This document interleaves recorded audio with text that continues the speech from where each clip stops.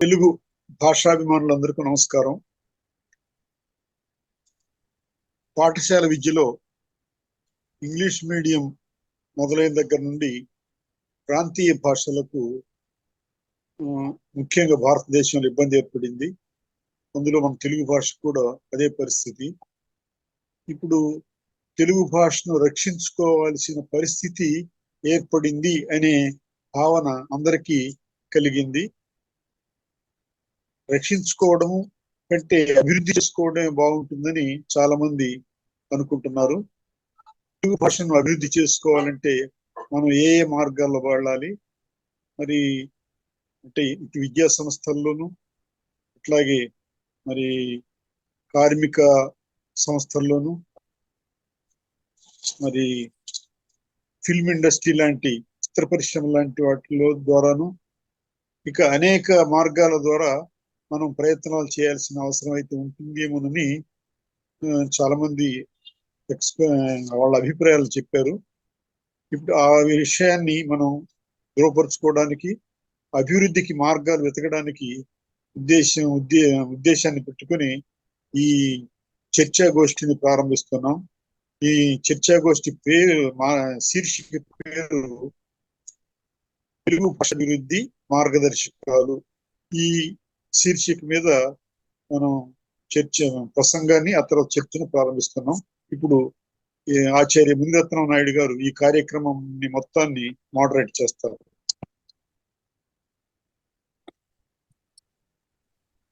ధన్యవాదాలు సార్. ఆచార్య బిట్టు వెంకటేశ్వర్లు గారు నేటి తెలుగు భాషా స్థితిని, భాషా బోధనను గురించి జరుగుతున్నటువంటి నష్టాన్ని దృష్టిలో పెట్టుకొని తెలుగు భాషాభివృద్ధికి మార్గదర్శక సూత్రాలు ఎలా ఏ అంశాల్లో చేయాలనేది వారే ఇప్పుడే చెప్పారు. కాబట్టి మనం తెలుగువారు దాదాపు భారతదేశంలో 2వ స్థానంలో ఉన్నప్పటికీ ఇటీవల కాలంలో కొన్ని సాంకేతిక కారణాల వల్ల అది 4వ స్థానానికి వెళ్ళిందని గణాంకాలు చెబుతున్నాయి. వీటికి కారణాలు తమిళనాడులో తెలుగు వారికి అందరికీ ఎన్ కలిపి వాళ్ళ పేర్లు చెప్పడం వల్ల అది తమిళంగా, అదేవిధంగా కొన్ని రాజకీయ, ఆర్థిక, సామాజిక పరిస్థితుల వల్ల కూడా కొంతమంది తమిళులుగానే రికార్డు చేసుకోవడం వల్ల ఈ పరిస్థితి మనకు ఎదురైంది.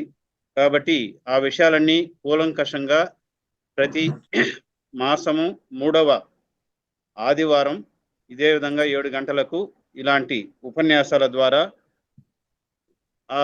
ఆయా రంగాలలో తమ అనుభవాన్ని రంగరించి దీనిపైన ఉపన్యాసాలు ఇవ్వడానికి బిట్టు వెంకటేశ్వర్లు గారు పూనుకున్నారు.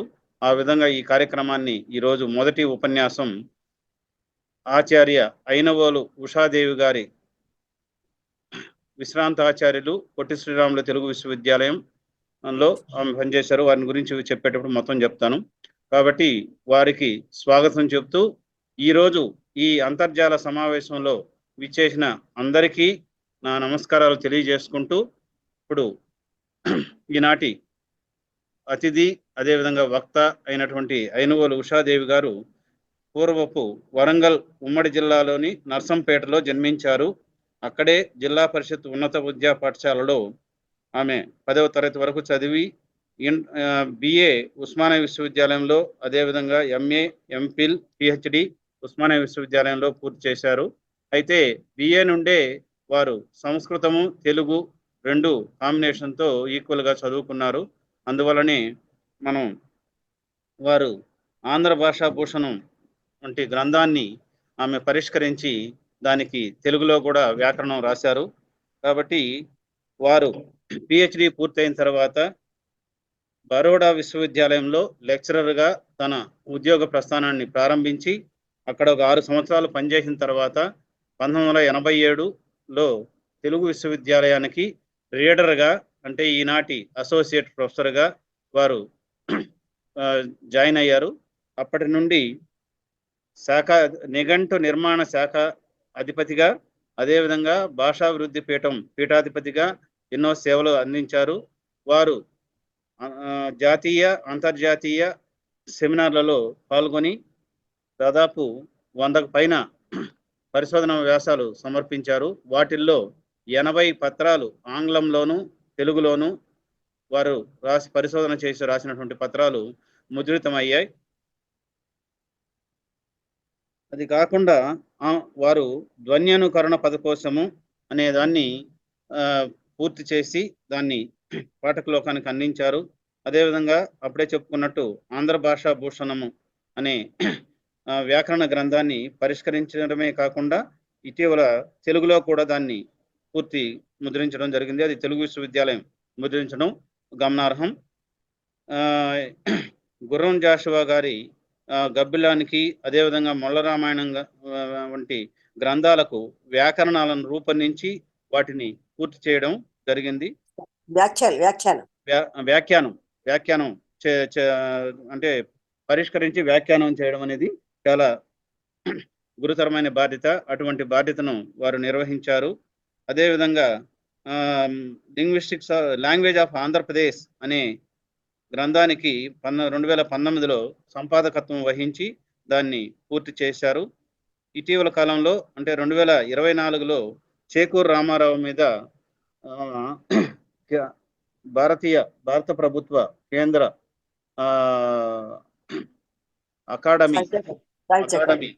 అకాడమీ ద్వారా వారు చేకూరు రామారావు గారి జీవిత చరిత్ర సాహిత్యానికి సంబంధించి వారు ఒక మోనోగ్రాఫ్ను రాశారు, అంటే లఘు గ్రంథాన్ని. అది ఇటీవలే తెలుగులో ఆవిష్కరింపబడింది. కాబట్టి వారు ఆంధ్రప్రదేశ్ ప్రభుత్వం చేత ఉత్తమ అధ్యాపకురాలుగా అవార్డు స్వీకరించారు. అదేవిధంగా పొట్టి శ్రీరాములు తెలుగు విశ్వవిద్యాలయం నుండి 2013లో కీర్తి పురస్కారాన్ని కూడా అందుకున్నారు. 2024లో తిరుమల స్వరాజ్యలక్ష్మి అవార్డును స్వీకరించారు. ఇన్ని అర్హతలు ఉన్నటువంటి ఆచార్య ఐనవోలు ఉషాదేవి గారు ఈరోజు తెలుగు భాషాభివృద్ధి మార్గదర్శకాలు అనే అంశాన్ని గురించి వారు ఉపన్యసించడానికి విచ్చేసినందుకు వారికి ఈ సంస్థ పక్షాన అదేవిధంగా మీ అందరి పక్షాన స్వాగతం తెలియజేస్తూ వారిని ప్రసంగించవలసిందిగా ఆహ్వానిస్తున్నాను. నమస్కారం, అందరికీ నమస్కారాలండి. శుభ సాయంత్రం. ఈరోజు ఈ సమావేశానికి విచ్చేసినటువంటి ఆహుతులైన వారికి, ఆచార్యులకు, మిత్రులకు అందరికీ నమస్కారాలు తెలియజేస్తూ, ఆచార్య బిట్టు వెంకటేశ్వర్లు గారు ఈ సరికొత్త ఆలోచన ఒకటి తీసుకొని సంస్కృతి భాష తర్వాత మేబీ ముందు సాహిత్యం గురించి కూడా ఉపన్యాస పరంపరలను ఆయన పెట్టాలనే ఆలోచనలతో ఒక సంస్కృతి మీద ఒక ఉపన్యాసం జరిగింది. తర్వాత ఇవాళ నన్ను భాష మీద మాట్లాడమన్నారు. నాకెంతో సంతోషంగా ఉంది. ఇది మొట్టమొదటి ఉపన్యాసము. ఈ ఉపన్యాసాన్ని నన్ను ప్రసంగించమని బిట్టు వెంకటేశ్వర్లు గారు తర్వాత మునిరత్నం గారు నాకు ఫోన్ చేసి అడిగినప్పుడు నేను కొంచెం తక్కువ సమయం ఉందేమోనని కొంచెం వెనక ముందు అయ్యాను, కానీ మళ్ళీ వెంటనే అంగీకరించాను. అందుకు వాళ్ళిద్దరికీ కూడా నా ధన్యవాదాలు ముందరగా తెలియచేసుకుంటున్నాను. ఇలాంటి మంచి కార్యక్రమాన్ని ప్రారంభించినటువంటి వాళ్ళిద్దరికీ కూడా అభినందనలు తెలియజేస్తున్నాను. ఇప్పుడు నేను మాట్లాడబోయే ఈ అంశం ఇప్పుడు బిట్టు వెంకటేశ్వర గారు చెప్పినట్టుగా, తర్వాత మునిరత్నం గారు చెప్పినట్టుగా భాషాభివృద్ధి ఇవన్నీ కలిసి ఉన్నాయన్నమాట. భాషాభివృద్ధి, మాతృభాషలో విద్యాబోధన, మనం ఏం చెయ్యాలి అంటే ఏ రకమైన మార్గదర్శకాలు పాటించాలి, వీటన్నిటిని గురించి ఈ చర్చించడానికి ఇవాళ నేను మాట్లాడుతున్నాను. కానీ ఇది మొదలు కాదు, ఇది ఆఖరు కాదు. ఎందుకంటే చాలా కాలంగా ఎందరో భాష పట్ల అభిమానం ఉన్న వాళ్ళందరూ చాలా సంవత్సరాలుగా తెలుగు భాష పరిస్థితిని గురించి, మాతృభాషలో తగ్గుతూ వచ్చి ఆ చివరికి పూర్తిగా కనుమరుగైపోయే దశకు వచ్చినటువంటి మాతృభాషలో విద్యా బోధన గురించి ఆందోళనలు వ్యక్తం చేస్తూ తెలుగు భాషా పరిరక్షణ సమితులు వ్యక్తిగతంగా కానీ రకరకాల సంస్థల ద్వారా కానీ నిర్వహిస్తూ వస్తున్నారు. ఎందరో మహానుభావులు దానిలో కృషి చేశారు. తర్వాత ఈ ఇటీవల కాలంలో మా భాషా శాస్త్ర రంగానికి చెందిన వాళ్ళం కూడా మేమందరము కృషి చేస్తున్నాము, ఈ విషయంలో మాట్లాడుతూ ఉన్నాము. చాలా మీకు అందరికీ అవన్నీ కూడా పరిచయమే చాలా మట్టుకు కూడా. కాబట్టి ఇందులో నేను చెప్పబోయే అంశాలు మరీ కొత్తవి అని కాదు, అందులోనూ మరీ విద్యాత్మకంగా కూడా ఉండకూడదు అనుకున్నాము. అందువల్ల కొంత అది విద్యాత్మకంగాను, కొంత తేలికగా ఉండేలాగా, మరి కొంచెం మరీ అకాడమిక్ గా కాకుండా కొంత సులభంగా ఉండేలాగా, ఎవరు విన్నా అర్థమయ్యేలాగా ఉండేలాగా చూడాలని ప్రయత్నం చేస్తున్నాను. అయితే మనకు ఈ రకమైన సందర్భం అసలు ఎందుకు వచ్చింది? వాళ్ళ మాతృభాషలో విద్యాబోధన అనేది లేకుండా ఎందుకు పోయింది అనేది మొట్టమొదటి ప్రశ్న వేసుకోవాలి మనం. ఆ ప్రశ్నకు జవాబు ఉన్నప్పటికీ కూడా, అయితే ఈ విషయం గురించి మళ్ళీ మళ్ళీ పదే పదే ఎందుకు మాట్లాడుకుంటున్నాం అనే ప్రశ్న కూడా వస్తుంది. ఎందుకంటే చాలా మంది మాట్లాడారు కదా, రాశారు కదా, మళ్ళీ మనము ఇవాళ మాట్లాడాల్సిన అవసరం ఏముంది అంటే, ఇప్పుడు చాలా సంఘటనలు జరిగాయి ప్రభుత్వ పరంగాను ఇతరత్రా కూడా. మనకు చాలా అంశాలను గురించి చర్చించాల్సిన సందర్భం వచ్చింది. విశ్వనాథ సత్యనారాయణ గారు రామాయణ కల్పవృక్షాన్ని రాస్తూ ఆయన ఒక మాట అంటారు, మరల ఇదేల రామాయణము అని ప్రశ్న అని ఆయన ఎవరు అనకుండానే ఆయన ప్రశ్న వేసుకొని దానికి జవాబుగా, మనము తిన్న అన్నాన్ని మళ్ళీ మళ్ళీ తింటాము అంటే ఏంటి? మన సమస్య పరిష్కారం అయ్యే వరకు, దీనికి మాతృభాషకి ఒక ప్రభుత్వ పక్షాన కానీ సమాజ పక్షాన కానీ ఒక సరి అయిన మార్గం ఏర్పడే వరకు కూడా మనం అందరము విడివిడిగా కలిసికట్టుగా రకరకాలుగా కృషి చేసి సాధించుకోకపోతే, ఎందుకంటే ఒకప్పుడు వ్యవహార భాష కోసము గిడుగు గురజాడ వాళ్ళందరూ కూడా చాలా కష్టపడి ఊరూరు తిరిగి ఆయన గిడుగు గారు ఉపన్యాసాలు ఇచ్చి మనకు వ్యవహార భాషలో రాయడము, వ్యవహార భాషలో విద్యాబోధన చేయడము ఎంత అవసరము అని ఆయన చెప్పారు. దానితోని మనకు అది తర్వాత కాలంలో గ్రాంధిక భాష నుంచి వ్యవహార భాషకు మారడానికి స్వాతంత్ర్యం వచ్చాక కూడా చాలా కాలం పట్టింది. అందువల్ల మన దేశం ఏమిటి అని అంటే, ఇది ఒక మొత్తం ప్రపంచంలోనే ఏక భాష సమాజాలు ఉన్నాయి. అంటే ఒకే భాష మాట్లాడే దేశాలు సమాజాలు ఉన్నాయి. అవి కొన్ని కాకుండా అనేక భాషలు మాట్లాడే సమాజాలు దేశాలు కూడా ఉన్నాయి. వీటన్నిటిలోనూ కూడా మనకు ఉన్న సమస్య ఏమిటి అని అంటే, ప్రతి చోట ఎక్కడైనా కూడా ఏ రకమైన భాషలో మనము పాలన సాగించాలి, ఏ రకమైన భాషలో మనము విద్యను బోధించాలి, న్యాయ వ్యవస్థను మనము ముందుకు సాగనివ్వాలి. అంటే న్యాయ వ్యవస్థలో మాట్లాడడం, వాద ప్రతివాదనలు చేయడం అనేది ఏ భాషలో కొనసాగాలి. మనకు నిజంగా చూస్తే గనక పిల్లలు పుట్టంగానే ఎక్కడ ఏ సమాజంలో ఏ కుటుంబంలో పుడతారో కుటుంబంతో ప్రారంభమవుతుంది. ఇంటి భాష ఇంటి నుంచి మొదలవుతుంది. ఒకవేళ తల్లిదండ్రులు ఇద్దరు ఒకే భాష మాట్లాడే వాళ్ళైతే వాళ్ళకి తల్లిదండ్రుల భాష ఇంట్లో మాట్లాడతారు కాబట్టి వస్తుంది. అంటే దాన్ని లాంగ్వేజ్ అక్విజిషన్ అంటాం అనమాట. అంటే బడికి వెళ్ళడానికి ముందు జరిగే ప్రక్రియలో 2-3 సంవత్సరాల వరకు పిల్లలు ఇంట్లో మాట్లాడే భాష నేర్చుకుంటారు. ఒకవేళ తల్లిదండ్రులు వేరే వేరు భాషలు మాట్లాడే వాళ్ళైతే ఆ రకమైన అధ్యయనాలు ఇవన్నీ జరిగాయి, వాళ్ళు అవి కూడా నేర్చుకుంటారు. అదే కనుక పిల్లల చుట్టూ పరిసరాలలో రకరకాల భాషలు మాట్లాడే వాళ్ళు ఉన్నప్పుడు, లేదా తల్లిదండ్రులు ఒక భాష మాట్లాడే వాళ్ళైనా వారు వేరే భాషలు మాట్లాడే ప్రాంతాలలో ఉద్యోగరీత్యా కానీ ఇతర రీత్యా కానీ ఇతర పనుల వల్ల కానీ ఉంటే కనుక పిల్లలకి ఆ భాష కానీ భాషలు కానీ వస్తాయన్నమాట. అందుకని శాస్త్రీయంగా ఏమిటి అని అంటే, కౌమార దశ అంటే 12 ఏళ్ళు 13 ఏళ్ళు వచ్చే వరకు కూడా పిల్లలు ఎన్ని భాషలైనా నేర్చుకోగలరు. ఆ నేర్చుకోవడం అనేది మనము పాఠశాలల్లో చెప్పే నియమిత విద్యా విధానంలో చెప్పే పద్ధతిలో కాకుండా వాళ్ళు అందరూ మాట్లాడుతుంటే వినే నేర్చుకుంటారనమాట. ఇది భాషా శాస్త్రంలో లాంగ్వేజ్ అక్విజిషన్ కి సంబంధించిన సిద్ధాంతాలు, చాలా పరిశోధనలు జరిగాయి. అయితే అసలు సమస్య ఏమిటి అని అంటే, మరి పిల్లలు కొంత 3-4 ఏళ్ళు వచ్చాక పాఠశాలకు వెళితే అక్కడ ఏముంటుంది, ఎలాంటి పరిస్థితి ఉంటుంది అని చూస్తే, పాఠశాలలలో అనేక సబ్జెక్టులు ఉంటాయి. వాటితో పాటు ఒక భాష కాకపోవడం మూలాన మన దేశం లాంటి అనేక దేశాలలో, నేను కొంతకాలం ఇథియోపియాలో పనిచేశాను, అక్కడ కూడా బహుభాషలు మాట్లాడతాడు. అమ్హారిక్ అని, ఒరోమియా అని, టిగ్రినియా అని వాళ్ళ భాషలు ఉన్నాయి అక్కడ. ఇంకా అనేక భాషలు, ఈ 3 అఫీషియల్ లాంగ్వేజెస్ అనమాట అక్కడ. అవి కాకుండా వాళ్లకు కొంతకాలం పాటు అరబిక్, కొంతకాలం పాటు ఇప్పుడు ఇంగ్లీష్ ప్రధానంగా అక్కడి నుంచి వాళ్లకు డబ్బులు కూడా వస్తున్నాయి కాబట్టి యుఎన్డిపి నుంచి వాళ్ళు ఇంగ్లీష్ ను కూడా అడాప్ట్ చేసుకున్నారు. ఎక్కడ అయినా కూడా ఈ భాష అనేది ఒక బోధనలోను పరిపాలనలోను ఎలాంటి సమస్యగా ఉంది, వాటి పరిష్కారాలు ఎలాంటివి, భాష అభివృద్ధి అంటే ఏమిటి అనేది మనం చూడాలన్నమాట.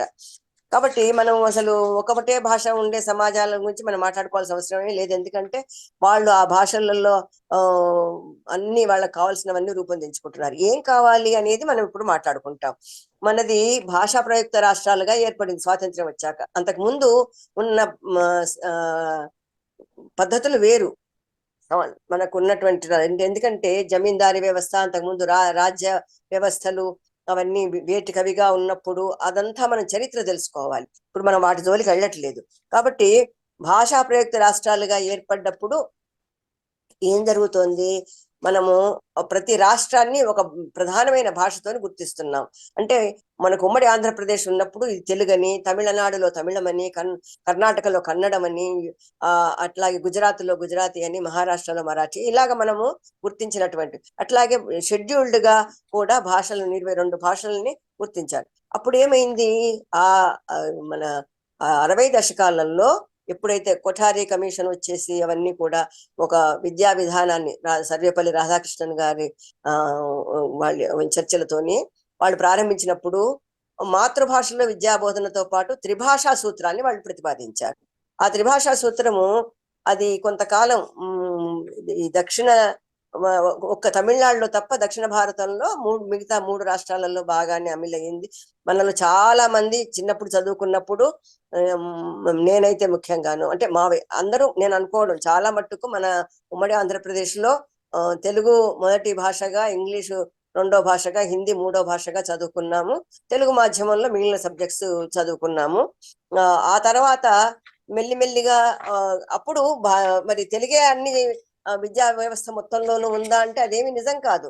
అప్పుడు కూడా ఆంగ్ల మాధ్యమాలు ఉండేవి. వాటిని మల్టీపర్పస్ స్కూల్ అని, కాన్వెంట్స్ అని ఉండేవి. కానీ ప్రజలు వాటి వెనక పరిగెత్తడాలు, అవి కావాలని కోరుకోవడాలు అప్పట్లో లేవు. అందరూ పిల్లలు ఊరంతటికి, అంటే ఒక గ్రామం అని కాదు, ఒక జిల్లాకు మండలానికి ఒకటే స్కూల్ ఉండేది. ఆ ఒక్క స్కూల్లోనే ఆ చుట్టుపక్కల ఊళ్ళల్లో వాళ్ళందరూ వచ్చి చదువుకునేవారు. అప్పుడు పిల్లల మధ్యన వ్యత్యాస భావనలు కూడా తక్కువగా ఉండేవి. అట్లీస్ట్ ఇది నా పరిశీలనలోకి వచ్చింది. పిల్లలు మరీ వ్యత్యాసాలతో ఒకళ్ళనొకళ్ళు నొప్పించుకోవడాలు కానీ, గొడవలు పడడాలు కానీ, దెబ్బలాడుకోవడాలు కానీ ఏమీ ఉండేవి కాదు. అందరూ బాగా కలిసిమెలిసే ఉండేవారు.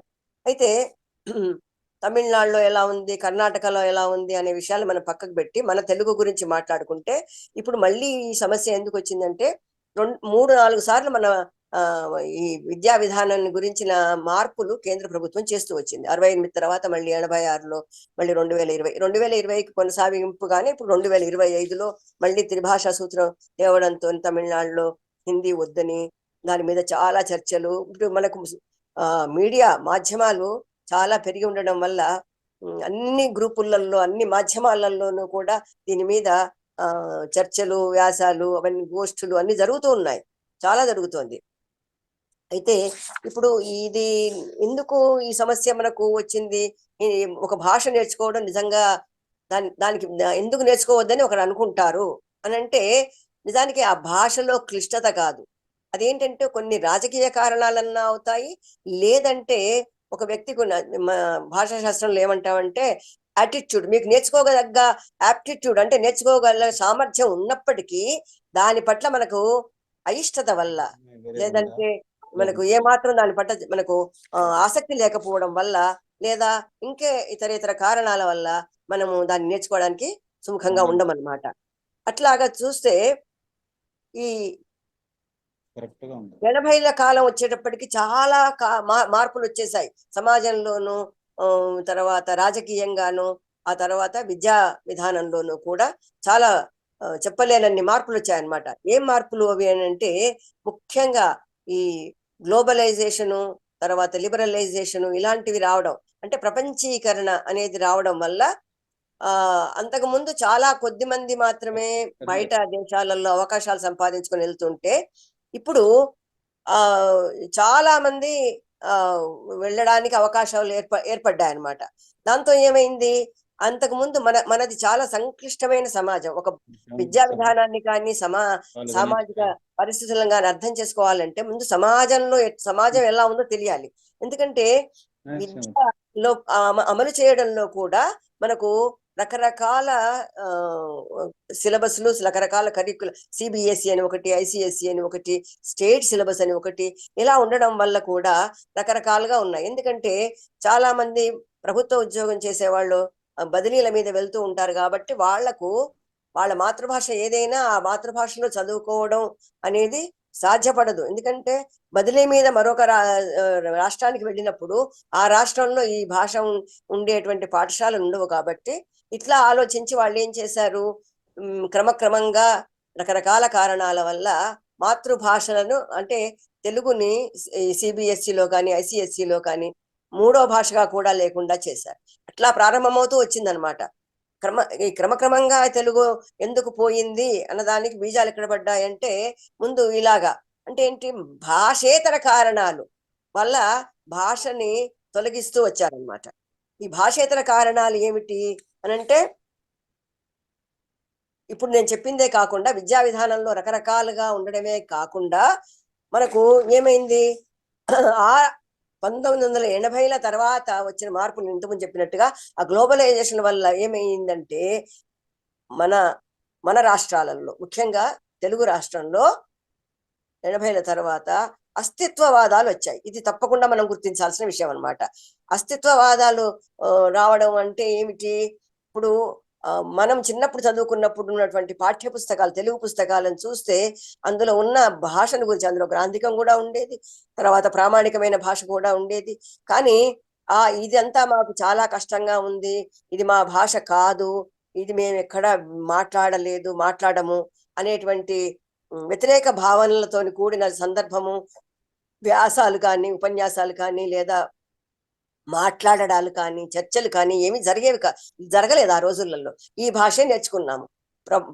అందులో ప్రవేశపెట్టినటువంటి భాషనే, ఆ పాఠ్య పుస్తకాలలో పెట్టినటువంటి భాషనే అందరు విద్యార్థులు కూడా 80లకు పూర్వం చదువుకున్నారు, నేర్చుకున్నారు, భాష పట్ల మమకారాన్ని పెంచుకున్నారు, చాలా మంది రచయితలు అయ్యారు.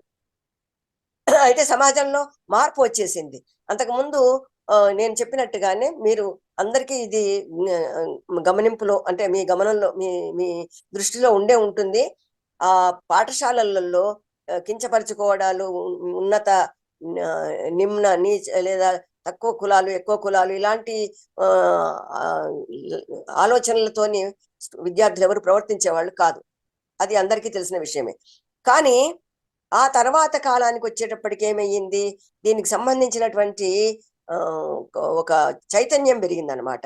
చైతన్యం పెరిగి, అంతకుముందు లేదా అంటే ఉంది, తక్కువగా చూడడాలు అసలు లేకుండా ఎప్పుడూ లేదు. కానీ విద్యార్థులు పాఠశాలకు వెళ్ళాక మాత్రం ఆ భేదభావాలను చాలా తక్కువ మంది మాత్రమే పాటించడము, దెబ్బలాడుకోవడము జరిగేది. కానీ మెజారిటీ ఎక్కువగా అలాంటి జరగలేదు. అయితే 80ల తర్వాత అట్లాంటి గొడవలు జరగడం కాదు, ఏం జరిగిందంటే అసలు సమాజంలోనే మార్పు వచ్చింది. ఆ మార్పు ఎలాంటిదంటే, అందరూ కూడా తమ తమ అస్తిత్వాలను గుర్తించి వాటిని చైతన్యవంతంగా సమాజం గుర్తించాలని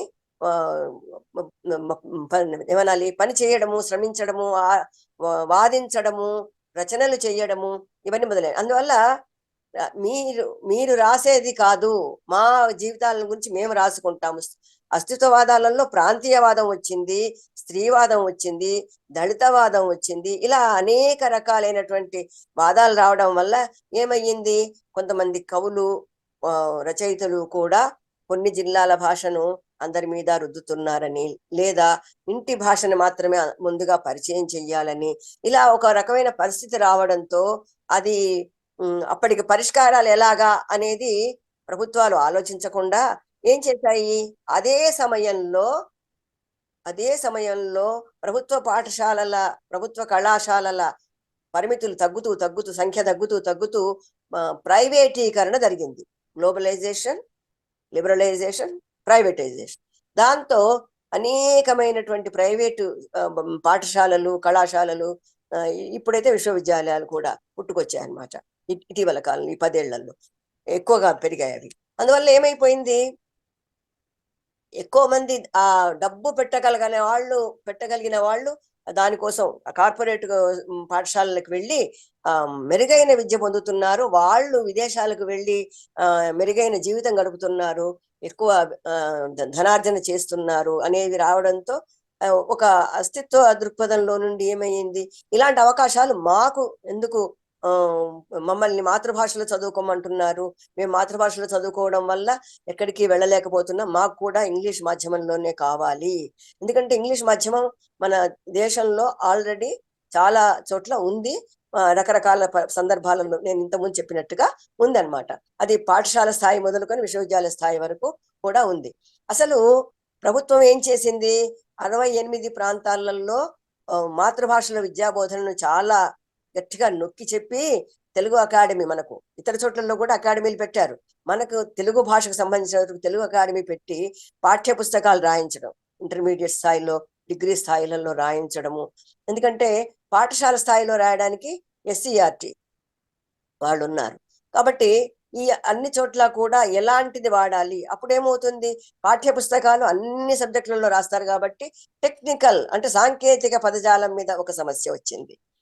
ఇంత లోపలే ఈ మాధ్యమేమేమి వద్దు, దీని ద్వారా మాకు అన్యాయం జరుగుతోంది, మేము నష్టపోతున్నాము అనే భావన రావడంతో తెలుగు అకాడమీ పరిస్థితి కూడా రకరకాల కారణాల వల్ల కుంటుపడింది. ఇది వేరే విషయం. ఇదంతా కూడా ఒక రకంగా మనం చూస్తే ఎట్లాగా క్రమక్రమానుగతంగా భాషకి ఎంత అన్యాయం జరుగుతూ వచ్చింది, భాషను గురించి ఆలోచించడంలో ప్రభుత్వాలు ఎలా విఫలమయ్యాయి అనేది మనకు బోధపడుతుంది అన్నమాట.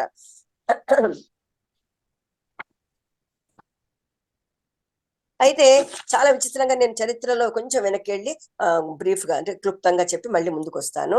అసలు మనకు బ్రిటిష్ వాళ్ళ కాలం నుంచి కనుక తీసుకుంటే, వాళ్ళు ఇక్కడికి వచ్చాక వాళ్ళు ఏం చేశారు, అన్ని చోట్ల కూడాను మీరు గమనిస్తే అన్ని చోట్ల కూడా ఈ పరిపాలకులుగా అడ్మినిస్ట్రేటర్స్ గా వచ్చినటువంటి బ్రిటిష్ వాళ్ళు ఇక్కడి భాషలు నేర్చుకున్నారు. ఇక్కడి భాషలకు వాళ్ళు నిఘంటువులు, తర్వాత అంటే మన వాళ్ళ సహాయంతోనే నిఘంటువులు, వ్యాకరణాలు వాళ్ళ పేర్ల మీద వచ్చాయినాయి. మన వాళ్ళు సహాయం చేసినా కూడా మనకు తెలుగులో A D Campbell, C P Brown, Galletti, William Brown, ఇలాగా ఎంతో మంది, ఆర్డెన్, ఇలాగ చాలా పుస్తకాలు మనకు ఎంతో భాషను గురించిన సమాచారాన్ని ఇచ్చేవి వచ్చాయి. అంటే ఏమిటి, వాళ్ళు పరిపాలన నొక్కి చెప్పారు, న్యాయ వ్యవస్థలో కూడా తెలుగే వాడాలని, పరిపాలనలో కూడా తెలుగే, మీరు నేర్పే తెలుగు మేము ప్రజలతో మాట్లాడడానికి అది పనికి రావడం లేదు అని గుర్తించింది కూడా వాళ్లే. అంటే వ్యవహార భాష వేరు, పుస్తక భాష వేరు అనేది కూడా అంటే అంతకుముందు లేదని కాదు, వాళ్ళకి పరిపాలనలో అది ముఖ్యంగా బాగా పట్టుకున్నారనమాట.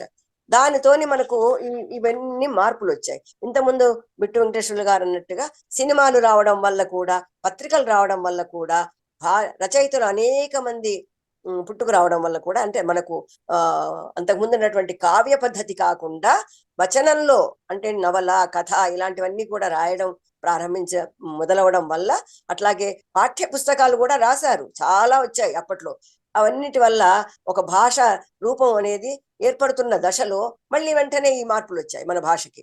ఇలాంటి మార్పులు రావడం వల్ల ఆ పని ముందుకు సాగకుండా ప్రారంభ దశలోనే అవి ఆగిపోవాల్సిన పరిస్థితి ఏర్పడింది. అయితే వీళ్ళందరూ ఇలా ఆ బ్రిటిష్ వాళ్ళే మన భాషల కోసం, అంటే బెంగాలీ కానీ, తమిళమే కానీ, కన్నడమే కానీ, మలయాళమే కానీ మంచి మంచి నిఘంటువులు, వ్యాకరణాలు వీళ్ళు రాస్తూ, అంటే మన పండితులతో కలిపి రాస్తున్న దశలో మెకాలే వచ్చేసి ఇంగ్లీష్ మాధ్యమాన్ని పెట్టాడు. అది అందరికీ బాగా ఇదైంది. అంటే కొందరికి మాత్రమే అందే విద్య, అంతకు పూర్వం మనం వాటిని గురించి చర్చించుకో ఇంకెప్పుడైనా ఏదైనా అవకాశం వస్తే తప్ప. అయితే కొందరికి మాత్రమే అందేటువంటి విద్య అందరికీ విద్యలాగా మనకు పాఠశాలలో వచ్చి అది ఏది మనకు కులం గాని, మతం గాని, ప్రాంతం గాని ఏ రకమైన భేదాలు లేకుండా అందరికీ విద్య. ఆ మెకాలే వల్ల వచ్చింది ఏమిటి అని అంటే, చాలా ఇతరత్రా చాలా నష్టపోయినా అందరూ పాఠశాలకు వెళ్ళే పరిస్థితి వచ్చిందనమాట. అట్లాంటి సందర్భంలో కూడా మనకు ఆయా భాషల్లో మాధ్యమాల్లోనే బోధనలు జరిగాయి, ఇంగ్లీష్ను వాళ్ళు ప్రవేశపెట్టినప్పటికీ కూడా. అయితే ఇప్పుడేమవుతోంది, అస్తిత్వవాదాల ఈ చర్చల వల్ల, వాళ్ళ వాదనల వల్ల మనకు అసలు మాతృభాష తెలుగు అనేది చాలా కష్టమైనది, చాలా మంది పిల్లలు నేర్చుకోలేకపోతున్నారు. దీనిలో సంస్కృతం ఎక్కువగా ఉంది, వ్యాకరణం చాలా క్లిష్టంగా ఉంటుంది.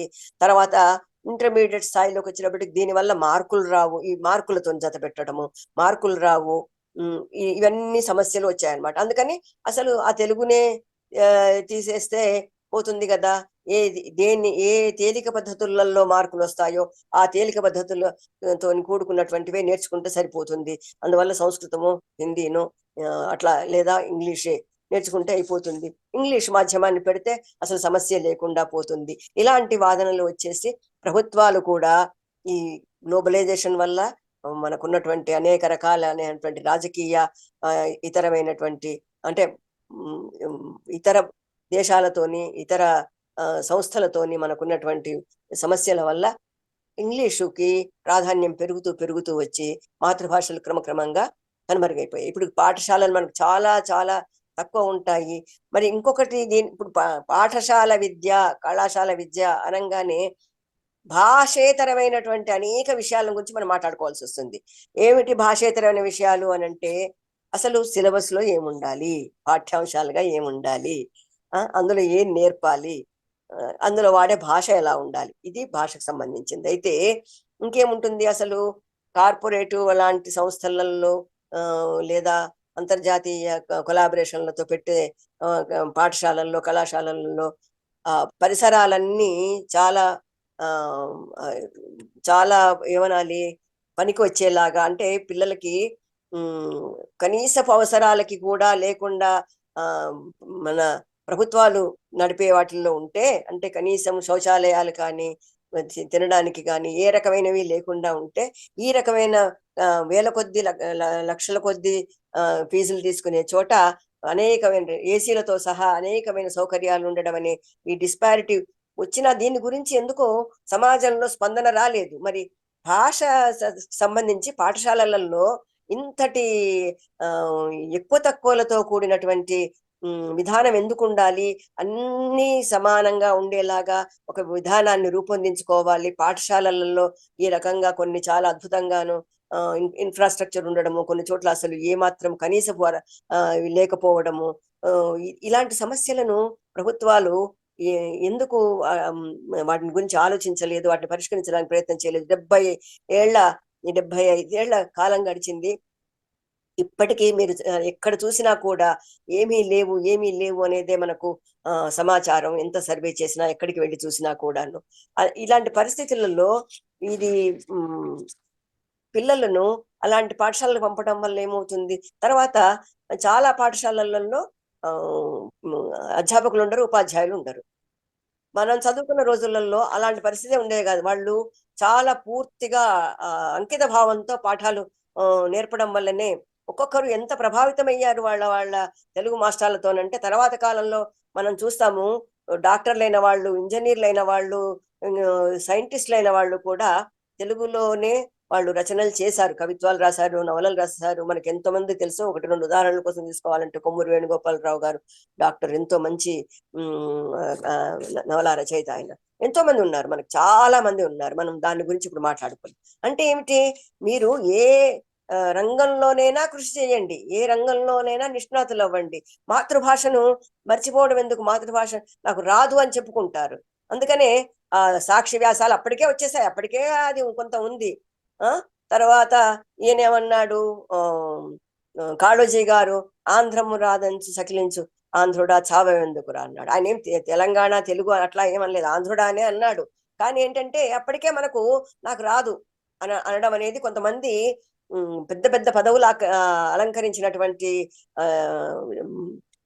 భాషావేత్తలు, సోషల్ సైంటిస్టులు కానీ చాలా మంది నాకు తెలుగు సరిగ్గా మాట్లాడడం రాదు, అధ్యక్షుల వారి అనుమతితో నేను ఇంగ్లీష్ లో మాట్లాడతాను అని ఇట్లా మా ఉపన్యాసాలు ఇవ్వడం కూడా మనం విన్నాం చాలా సందర్భాల్లో, మీరందరూ కూడా వినే ఉంటారు. అయితే ఇప్పుడు మనం అసలు ఈ మాతృభాష ఆచరణాత్మకంగా మనం ఏం చెయ్యాలి అనే దాని గురించి, అంటే ఈ సమస్య ఇట్లా వచ్చింది మనకి, ఈ కాలంలోకి మనం వచ్చాం, అప్పుడు ఏం చేస్తే బాగుంటుంది అనేది. అందువల్ల ఈ కొత్తగా ఏర్పడ్డ త్రిభాషా సూత్రాన్ని అమలు చేయడం అంటే నిజానికి తెలుగు రాష్ట్రాల వాళ్ళకి ఇబ్బంది లేదు. ఇక్కడ ఒకప్పుడు చాలా చారిత్రకంగా చూసినప్పుడు ఆ ముస్లింల పరిపాలన ఉండడం వల్ల ఏదో రకంగా హిందీ ఉర్దూలు ఇక్కడ 200-300 ఏళ్లుగా ఉంటూ వచ్చాయి కాబట్టి ఈ జనంలో అది కలిసిపోయింది. మెల్లిమెల్లిగా అది ఆయన మీకు అందరికీ చరిత్ర తెలుసు. ముందర కోస్తా జిల్లాలను బ్రిటిష్ వాళ్ళకి ఇచ్చాడు, తర్వాత రాయలసీమ జిల్లాలను ఇచ్చి ఈ తెలంగాణ ఒకటి తెలంగాణ కాదు, మహారాష్ట్ర కర్ణాటక జిల్లాల ప్రాంతాలను కొన్ని కూడా ఉంచుకున్నాడు. అట్లా విడిపోతూ వచ్చినప్పటికీ కూడా మీరు గమనిస్తే చాలా వొకాబులరీ రెవెన్యూకి సంబంధించింది కానీ ఇతరత్ర కానీ మీరు ఇంగ్లీషు నిఘంటువులను చూసినా కూడా ఇదంతా మనకు కనపడుతూ ఉంటుంది. కాబట్టి అక్కడెక్కడో లేదు, అసలు ఉర్దూ అంతా తెలంగాణలోనే ఉంది అని అనుకునే వాళ్ళది సరైన అవగాహన లేనితనమే తప్ప మొత్తం అన్ని ప్రాంతాలలో అది విస్తరించి ఎప్పుడైతే మనం దాన్ని వాడడం మానేసి వేరే ఇంగ్లీష్ లోకి షిఫ్ట్ అయిపోయామో అప్పుడు ఏమవుతుంది, అది దాన్ని వాడకం తగ్గిపోతుంది. ఏది ఒక హిందీ మాట రెవెన్యూ మాటను తీసేసి ఒక ఇంగ్లీష్ మాటను పెట్టుకుంటున్నాం. ఇదే జరుగుతూ వస్తోంది. తెలుగు భాషకు సంబంధించిన సమస్య ఏమిటంటే తెలుగు మాటలను అనే వాటిని మనము మర్చిపోతున్నాము. అయితే దీనికి సంబంధించి ఇంకొకటి కూడా ఉంది. ప్రతి భాషలోనూ అన్ని రకాలైనటువంటి పదజాలాలు ఆ భాషలోనే ఉండవు. ఇప్పుడు తమిళం వాళ్ళు అన్ని మా తమిళంలో ఉన్నాయంటున్నారు కానీ మీరు కనుక మన తమిళాన్ని సరిగ్గా అధ్యయనం చేస్తే సగానికి పైగా సంస్కృతాన్ని వాళ్ళు ఇప్పుడు ఎట్లాగైతే అపభ్రంశంగా మారిపోయిందో, ఎట్లాగైతే పంజాబ్ వాడు ప్రధాన్ అనడానికి పరధాన్ అంటాడో, స్కూల్ అనడానికి సకూల్ అంటాడో, లేకపోతే హిందీ ఉర్దూ మాట్లాడే వాళ్ళు స్కూల్ని స్కూల్ అంటారో, అట్లాగా వాళ్ళు చాలా దానిని మార్చుకున్నారు అంతే తప్ప సంస్కృతమే లేకపోతే మరి కరుణానిధి, దయానిధి ఇవన్నీ పేర్లు ఒత్తు అలగరు వాళ్ళు, కానీ కరుణానిధి అలాంటి పేర్లు అయితే పెట్టుకుంటారు చాలా మంది. సుబ్రహ్మణ్యము ఇలాంటి, కానీ సుబ్రహ్మణ్యం అని మనలాగా అనరు, అది సుబ్రహ్మణి అంటారు అనమాట. ఇలాగా మార్పులు ఉంటాయి. అయితే ఈ మార్పు ఇలా వచ్చేటప్పటికి ఇంతకుముందు చెప్పినట్టుగా అది ఆ పార్ట్ అయిపోయింది. అయితే ఇప్పుడు ఏం చేయాలి మనము? నిజంగా ఈ సమస్య వచ్చింది, ఈ సమస్యలను ఎట్లా ఎదుర్కోవాలి అని అంటే పాఠ్య పుస్తకాలు ఎలా తయారు చేయాలి? ఇప్పుడు నిజంగా మాధ్యమాన్ని 5 వరకే పెట్టారు. 5 వరకే పెట్టడం ఏమిటండి అంటే 5 కానీ లేదా 8 కానీ మళ్ళీ ఇది 5 వరకే అంటే ఏంటి, గుడ్డులో మెల్ల అసలు అంటూ లేనప్పుడు ఇదన్నా పెట్టారు కదా అని సంతోషించేవాళ్ళు, సంతోషిద్దాం అనేవాళ్ళు కొందరు ఉన్నారు. అసలు మాతృభాషలలో చదువుకుంటే వేరే ఏమీ రాదు, ఇంకా ఏమీ తెలియదు అని అనుకోవడం అనేది సరైన శాస్త్రీయమైన అవగాహనే కాదు. మనందరం చదువుకున్న రోజుల్లో కూడా ఇంగ్లీష్ ఒక భాషగా నేర్చుకున్నాము. ఇంగ్లీష్ ఒక భాషగా నేర్చుకుని తర్వాత వచ్చినప్పుడు చాలా మందిని మీరు జీవిత చరిత్రలే కానీ ఇంటర్వ్యూలే కానీ విదేశాలలో స్థిరపడిన వాళ్ళు ఇటీవల కాలంలో చాలా మంది చెప్పారు, మొదట కొంతకాలం మేము చాలా కష్టపడ్డాము కానీ భాష నేర్చుకోవడం ఏమీ కష్టం కాదు. ఎప్పుడైనా సరే ఇప్పుడు చైనాలో మెడిసిన్ చేయాలనుకున్న వాడు కొన్ని నెలలలో, ఇప్పుడు సంగతి వదిలేసేయండి, మన కాలంలోనే నాకు తెలిసి ఇంజనీరింగ్ చదివిన వాళ్ళు మెకానికల్ ఇంజనీరింగ్ ముఖ్యంగా దానికి సంబంధించి జర్మనీలో ఉండేది ఎక్కువగా. అందుకని జర్మనీ వెళ్ళాలంటే ఆ భాష వచ్చి తీరాలి, అక్కడేం ఇంగ్లీష్ మాట్లాడరు. కాబట్టి వీళ్ళు తప్పకుండా క్రాష్ కోర్స్ లాగా 3 నెలల్లోనో 5 నెలలు 6 నెలల్లోనో జర్మన్ భాష నేర్చుకొని అక్కడికి వెళ్ళారు. కాబట్టి ఏ దశలోనూ అంటే మామూలుగా అయితే శాస్త్రీయంగా మాట్లాడినప్పుడు 12 ఏళ్ల లోపులో అసలు ఏ రకమైనటువంటి ఇది లేకుండా పిల్లలు ఎన్ని భాషలైనా నేర్చుకోగలుగుతారు. ఇది శాస్త్రీయంగా నిరూపింపబడ్డ సత్యం అన్నమాట.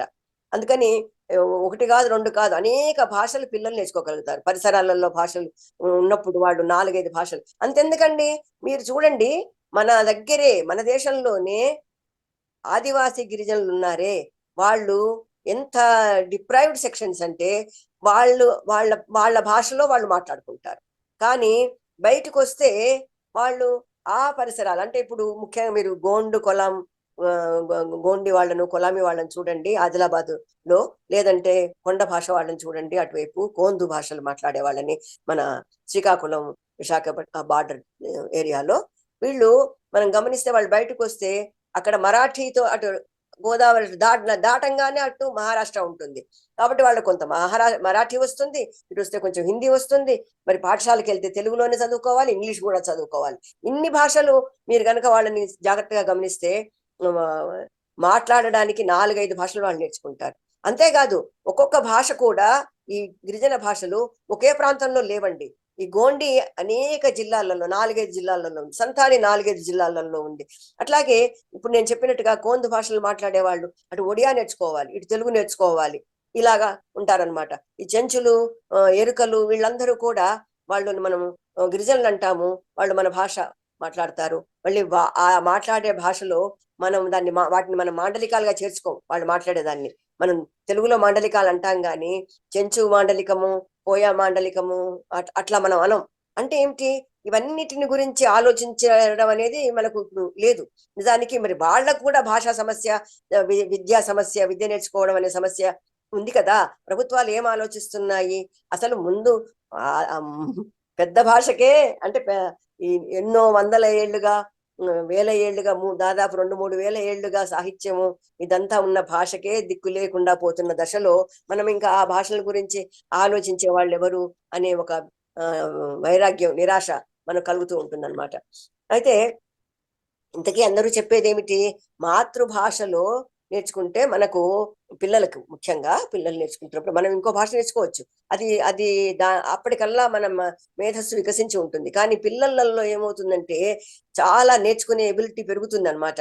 వాళ్ళకి మౌలికంగా ఆలోచించడము, మౌలికంగా ప్రశ్నించి జవాబులను వాళ్ళే, సమస్యలను, సవాళ్లను రూపొందించుకొని వాటికి పరిష్కారాలు కూడా వెతకడము, ఇవన్నీ కూడా సమస్య పరిష్కారాలు వెతకడం అనేది వాళ్ళకి అలవడుతుంది. అట్లా అంతేకాకుండా మాతృభాషలో చదివితే చాలా మంది పిల్లలకు చాలా అరుదుగా తప్ప బాగా జ్ఞాపకం ఉంటుంది. ఇది కూడా శాస్త్రీయంగా నిరూపితమైంది, బాగా జ్ఞాపకం ఉంటుంది. కాబట్టి ఈ బట్టి పట్టడం అంటామే అది ఉండదు. ఈ బట్టి పట్టడం మనకి ఎప్పుడు ఉంది, మనకు సంస్కృతం ఆధిపత్య భాషగా ఉన్నప్పుడు కూడా మనం అన్ని అందుకని మొట్టమొదలు అసలు ఆ కాలంలో అంటే బ్రిటిష్ వాళ్ళు రాకముందు విద్య అని అంటే ముందు అమరం అంతా బట్టికేయండి, ముందు బట్టికేసేయాలి అంతే, ఆ తర్వాతనే మిగతాది. ఇది ఎప్పటిదాకా ఉంది? మీరు శ్రీపాద సుబ్రహ్మణ్య శాస్త్రి గారి అట్లాంటి వాళ్ళది ఆయనది నేను ఏమనాలే బాగా ప్రభావితం అయ్యాను కాబట్టి వెంటనే చెప్పడం గుర్తుకొచ్చింది నాకు. వాళ్ళందరూ ఏంటంటే తెలుగు చదవడం ఏమిటి అంటే ఆవిడకి ఇంగ్లీష్ లేదు, పాడు లేదు. తెలుగు చదవడం ఏమిటి, సంస్కృతమే చదవాలి అంటే చూడండి, నన్నయ్య కాలాన్ని అంటాము. శ్రీపాద గారి కాలం అంటే 1920s 30s లో కూడా సంస్కృతం చదువుకోవాలి కానీ తెలుగేమిటి అని ఆయన రహస్యంగా ఏది ఆడవాళ్ళని చదువుకోనికపోతే వాళ్ళు రహస్యంగా చదువుకున్నట్టు ఆయన రహస్యంగా తెలుగు కావ్యాలు చదువుకొని ఇంట్లో నుంచి వెళ్ళిపోయి ఒక గురువు దగ్గర చేరి చదువుకొని అట్లా. అంటే ఏంటంటే తెలుగు భాషని మనము రాజులక వ్యవస్థ నుంచి మొదలుకొని ఈ ఆధునిక కాలం వరకు కూడా చులకనగా చూడడమే. ఇంగ్లీష్ వస్తే గొప్ప, ఉర్దూ వస్తే గొప్ప, ఎందుకంటే మనకు వాళ్ళు పాలించారు కాబట్టి ఉర్దూ బాగా మాట్లాడగలిగితే గొప్ప,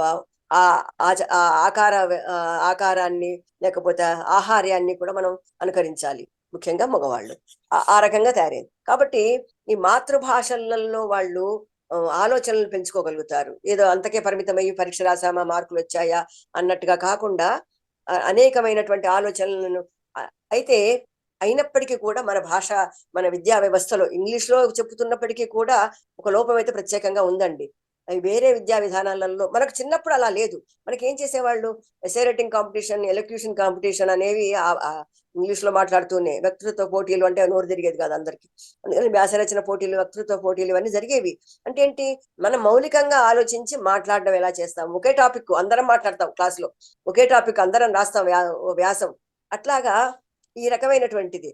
ఇంకా మనకు విదేశాలలో చూస్తే గనక ఏం చేస్తారు, పిల్లలకైనా సరే మీకు నచ్చిన ఒక అంశం మీద రాసుకురండి, చెప్పండి, చర్చించాలి, అట్లాంటివన్నీ పెడతారనమాట. ఏదో పాఠం చెప్పామా, పోయామా, పరీక్ష పెట్టామా, మార్కులు ఇచ్చామా, ఇలాంటి వ్యవస్థ ఇక్కడ చాలా తక్కువ, ఎక్కడా లేదు. వాళ్ళు పిల్లలలో జ్ఞానాన్ని పెంచడానికి ప్రయత్నం చేస్తారనమాట. అందువల్ల పుట్టుకతో లేని భాష క్రమక్రమంగా ఒక 10 నెలలకో సంవత్సరానికో ప్రారంభమై కొంతకాలం తర్వాత వచ్చినప్పుడు మనకు మాట్లాడడము, వినడం మాత్రమే పిల్లలకు వస్తుంది. అందుకని ఏమవుతుంది, మనం కనుక పాఠశాలకు అసలు వెళ్ళలేదనుకోండి, మనకు మాట్లాడడం, వినడమే వస్తుంది. కానీ అంటే నాకు చదువు రాదు, నేను ఎప్పుడు బడికి వెళ్ళలేదు, అట్లా ఇవి రెండే వస్తాయి. కానీ బడికి వెళ్ళడం ద్వారా ఏం నేర్చుకుంటున్నాం, ఇదంతా బీడి కాళ్ళు చెప్తారు, చదవడం రాయడం నేర్చుకుంటాం. అంటే అప్పుడు 2 నైపుణ్యాలు పోయి 4 నైపుణ్యాల వల్ల మనకు జ్ఞానం పెరుగుతుంది, ఆలోచన ఇంకా పెరుగుతుంది అనమాట. అయితే ఇప్పుడు ఇక్కడ ఈ సందర్భానికి వచ్చాం కాబట్టి నేను మరొక ప్రశ్న వేస్తున్నాను. అక్షరాస్యత ఎంత పెరిగింది 75 ఏళ్లలో అనేది నేను కొంచెం వెతికాను గూగుల్లో. అయితే ఏమిటి, మనకు భారతదేశం మొత్తానికే 75 కొంచెం అటు ఇటుగా ఉంటే ఏది అక్షరాస్యత. మిగతా చోట్లలో చాలా చోట్లలో మనకంటే ఎక్కువేనండి అక్షరాస్యత. నోట్ చేసుకున్నాను అది. అందరివి 70 పైన ఉన్నాయి. కేరళలో 96% ఉంది, 96, 98% ఉంది, 100 అంటారు వాళ్ళు. కానీ తమిళనాడులో మనకంటే ఎక్కువే, కర్ణాటకలో మనకంటే ఎక్కువ, అంతా మీకు గూగుల్లో దొరుకుతుంది. ఆఖరికి బీహార్ అంటే అరే అది బీమారు రాష్ట్రం అని, చాలా బీదది అని ఇలాంటివేవో ఆర్థికవేత్తలు చెబుతూ ఉంటారు కదా. కానీ బీహార్ కూడా మనకంటే ఎక్కువే. ఈ 2 తెలుగు రాష్ట్రాల ఉమ్మడిగా ఉన్నప్పుడు ఎలా ఉండిందో పరిస్థితి దాదాపుగా అంటే ఏంటి, కొంచెం ఆంధ్రప్రదేశ్లో 67 చిల్లర ఉంటే అది తెలంగాణలో 65, 66 మధ్యలో ఉందన్నమాట. అంటే ఇక్కడ కంటే కొంచెం ఆంధ్రప్రదేశ్లో కొద్దిగా ఎక్కువగా ఉన్నట్టుగా కనపడుతుంది. అయినప్పటికీ కూడా మనము 75 ఏళ్లలో కనీసం 75%, 72% కూడా అక్షరాస్యత పెంచలేదు. ఇంకా అంటే ఏమిటి, 30% పైన జనాలు నిరక్షరాస్యులు. వాళ్ళకి అసలు రాయడం అంటే తెలియదు, చదవడం అంటే తెలియదు. ఇప్పుడు ఏమైపోయింది, ఆధునిక కాలం వచ్చేటప్పటికి మనం ఎవరినైతే చదువుకున్న వాళ్ళు అంటున్నామో, ఈ చదువుకున్న వాళ్ళల్లో ఎంతో మందికి దాని మీద ఎవరన్నా లెక్కలు తీసారో లేదో నాకైతే తెలియదు, నాకు దొరకలేదు. అంటే ఏంటి, ఇంజనీర్లు, తర్వాత మెడిసిన్ ఇలాంటివన్నీ చదివిన పిల్లలు మన తెలుగు పిల్లలే, కానీ వాళ్ళకి తెలుగు చదవడం రాయడం రాదు. నేను బరోడాలో పనిచేస్తున్నప్పుడు అక్కడ కొంతమంది అక్కడే అంటే మహారాష్ట్రలో, గుజరాత్లో పుట్టి పెరిగిన తెలుగు పిల్లలను చూస్తే వాళ్ళకి తెలుగు ఏదో మాట్లాడడం, ఇంటి భాష కదా, మాట్లాడడం వరకు వస్తుంది, కానీ చదవడం రాయడం అస్సలు రాదు. నేను అన్నాను అనమాట, mother tongue illiterates of literates అని. అంటే వాళ్ళు లిటరేట్సే కానీ మదర్ టంగ్ లో ఇల్లిటరేట్స్ అనమాట. వాళ్ళకి ఏమి నేర్చుకోవాలనే ఉద్దేశము, కుతూహలము కూడా ఉండేది కాదు. నేను ఎంత మోటివేట్ చేయడానికి ప్రయత్నించినా కూడా ఏం చేసుకుంటాం మేము నేర్చుకొని, అంటే ఒక మాతృభాష నాది, ఇది ఒక ఐడెంటిటీ చిహ్నము, నేను దీన్ని తప్పకుండా నేర్చుకోవాలి, ఈ భాషలో చాలా సాహిత్యము, సంస్కృతి ఉన్నాయి, ఇలాంటిది ఏమీ లేదు. అది ఇప్పుడు మనకు అమెరికా, బ్రిటన్ దేశాలలో, వేరే ఆస్ట్రేలియా లాంటి దేశాలలో మన వాళ్ళు వెళ్ళిన వాళ్ళల్లో అది ఇటీవల కాలంలో 1.5 దశాబ్దాలు 2 దశాబ్దాలుగా పెరుగుతూ వచ్చి ఇప్పుడు చాలా మేరకు మనకు తెలుసు. అక్కడ విశ్వవిద్యాలయం కూడా పెట్టారు, బళ్ళునే పెట్టారు, నేర్పుతున్నారు. ఇవన్నీ కూడా మార్పులు వచ్చాయన్నమాట. ఎందుకు వచ్చింది, తెలుగు వాళ్లే తెలుగు మాట్లాడడం లేదు. ఇక్కడ పుట్టి పెరిగి ఇక్కడే చదువుకుంటున్న వాళ్ళకి తెలుగు రాదు. సరే మమ్మీ డాడీ ఇవన్నీ కల్చర్ ఇదంతా వదిలేసేయండి, పేరు ఈ హిందీ సినిమాలలో 70 ఏళ్ల కిందటే మమ్మీ డాడీలు పెట్టారు, అది మన దౌర్భాగ్యం. అందువల్ల ఇది ఆ పేర్లు ఎలా పిలుస్తారు, బంధువాచకాలు ఏమైనాయో అదంతా వదిలేస్తే, నేను పిల్లల బేబీ కేర్ సెంటర్లలో పిల్లల భాష మీద నేను పరిశోధన చేసినప్పుడు ఎప్పుడో ఒక ప్రాజెక్ట్ తీసుకొని అక్కడికి వెళితే వాళ్ళకి కేర్ సెంటర్లలో ఉన్నారు కదా, తల్లిదండ్రులకు సమయం ఉండదు. నేను రంగులు చూపించి అడిగితే అన్ని రంగులు ఎల్లో, గ్రీన్, రెడ్ అని చెప్పారు. మీరు చెబుతున్నారు సరే, మనం ఏమంటాము, తెలుగులో ఏమంటారు అని అడిగితే వాళ్ళు పజిల్డ్ గా చూసారు తప్పితే వాటికి ఇంకా వేరే పేర్లు ఉంటాయని కూడా వాళ్ళకి తెలియదు అనమాట. ఇది ఎప్పటి సంగతి, 35 ఏళ్ల కింద సంగతి నేను చెప్తోంది.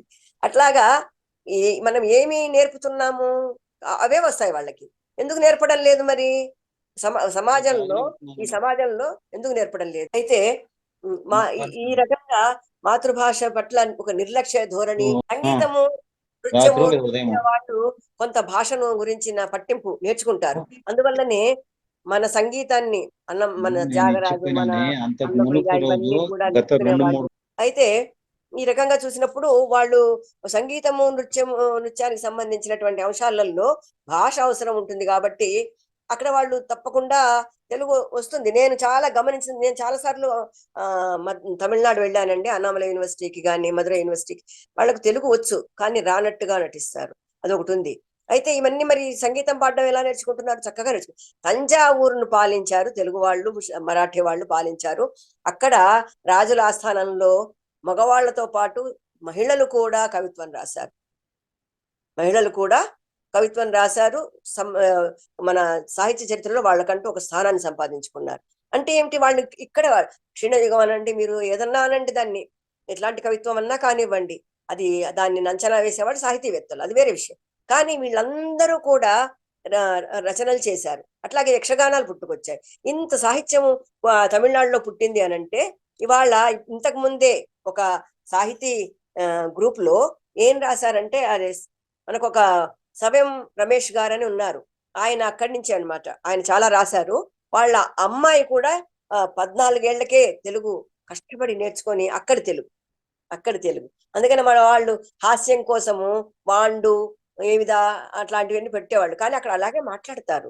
అది భాషా శాస్త్రంలో దానికి ఒకటి ఉంది. ఎక్కడైతే అది నిలిచిపోయి ఉంటుందో ఆ నిలిచిపోయిన భాష పురోగమనానికి వాళ్ళకి అక్కడ వాతావరణం లేకపోవడం వల్ల, పరిసరాల వాతావరణం లేకపోవడం వల్ల ఆ నిలిచిపోయిన దానితోనే వాళ్ళు వ్యవహార జ్ఞానం పెంచుకుంటారు. శ్రీలంకలో కూడా తెలుగు వాళ్ళు ఉన్నారు. కాబట్టి ఈ తెలుగు వాళ్ళందరూ ఎక్కడ చూసినా కూడా రాజపాళ్యం మీద కుమారస్వామి రాజా గారని అన్నామలై యూనివర్సిటీలో రాజపాళ్యం తెలుగు మీద ఆయన పిహెచ్డి సిద్ధాంతం రాశారనమాట. అట్లానే మీరు ఏనుగుల వీరస్వామిజీ గారి చరిత్ర చదవండి. అక్కడంతా కూడా తమిళమే. ఆయన రాసిన తెలుగు కూడా మన తెలుగేమి పూర్తిగా మనం మాట్లాడే అంటే ఇప్పుడు మనం అనుకుంటున్న తెలుగు లాంటిది కాకపోయినా అది మనకు అర్థమవుతుంది. ఆ ప్రాంతాన్ని అంతా ఆయన వివరించారు. అట్లా చాలా మంది కోయంబత్తూరులో అయితే తెలుగు వారే మీరు వెళ్తే, కానీ మనం ఇప్పుడు మాట్లాడితే ఇప్పుడు ఏర్పడినటువంటి ఈ రకమైన మార్పుల వల్ల వాళ్ళు మాట్లాడారనమాట. కానీ అవన్నీ కూడా బైలింగ్వల్ ప్రాంతాలు రాజులు పరిపాలించడం వల్ల ఆ బైలింగ్వల్ ని మోనోలింగ్వల్ గా మార్చేశారు. మోనోలింగ్వల్ గా మార్చేసి మళ్ళీ దాంట్లో ఇది లేకుండా చేస్తున్నారు. తెలుగు అనే వాళ్లకు తెలుగు లేకుండా చేయడం అనేది కూడా మనకు అయిందనమాట. అయితే ఇప్పుడు మనము తెలుగు మాధ్యమంలో నేర్పాలి అనుకున్నాం. ఇప్పుడు వచ్చిన కొంతకాలంగా వస్తున్న సమస్య ఏమిటి అని అంటే ఏ తెలుగు నేర్పాలి? ఇంటి భాష అని చుక్కారామయ్య గారు వాళ్ళు అందరూ కూడా అన్నారు. ఆ తర్వాత ప్రాంతీయ భాషలు, ఇలాగా ఒక భాష నేర్పడం అనేది ఏ సమాజంలోనైనా ఎక్కడైనా ఉందా అని ఎవరైనా పరిశోధన చేశారా? అలా ఉంటుందా? ప్రామాణిక భాషలో నేర్పడమే సాధారణంగా ఉంటుంది. మనకు ప్రామాణిక భాష అనగానే చాలా మందికి ఏదో ఒక రకమైనటువంటి వైముఖ్యం ఉంటుంది.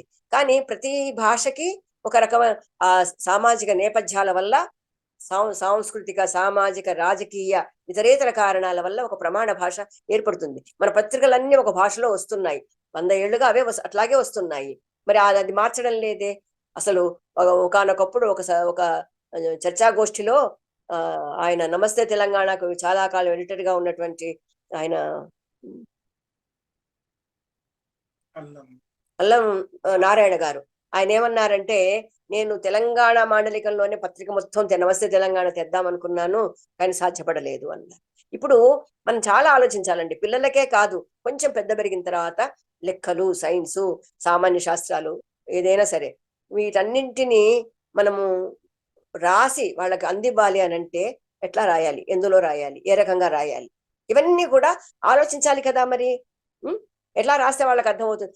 ఒకప్పుడు తెలుగు అకాడమీ వాళ్ళు సైన్స్ లో సకశేరుకాలు, అకశేరుకాలు అంటారు, వీళ్ళు ఎవరికి అర్థం కాని భాషలో రాశారు అని అన్నారు.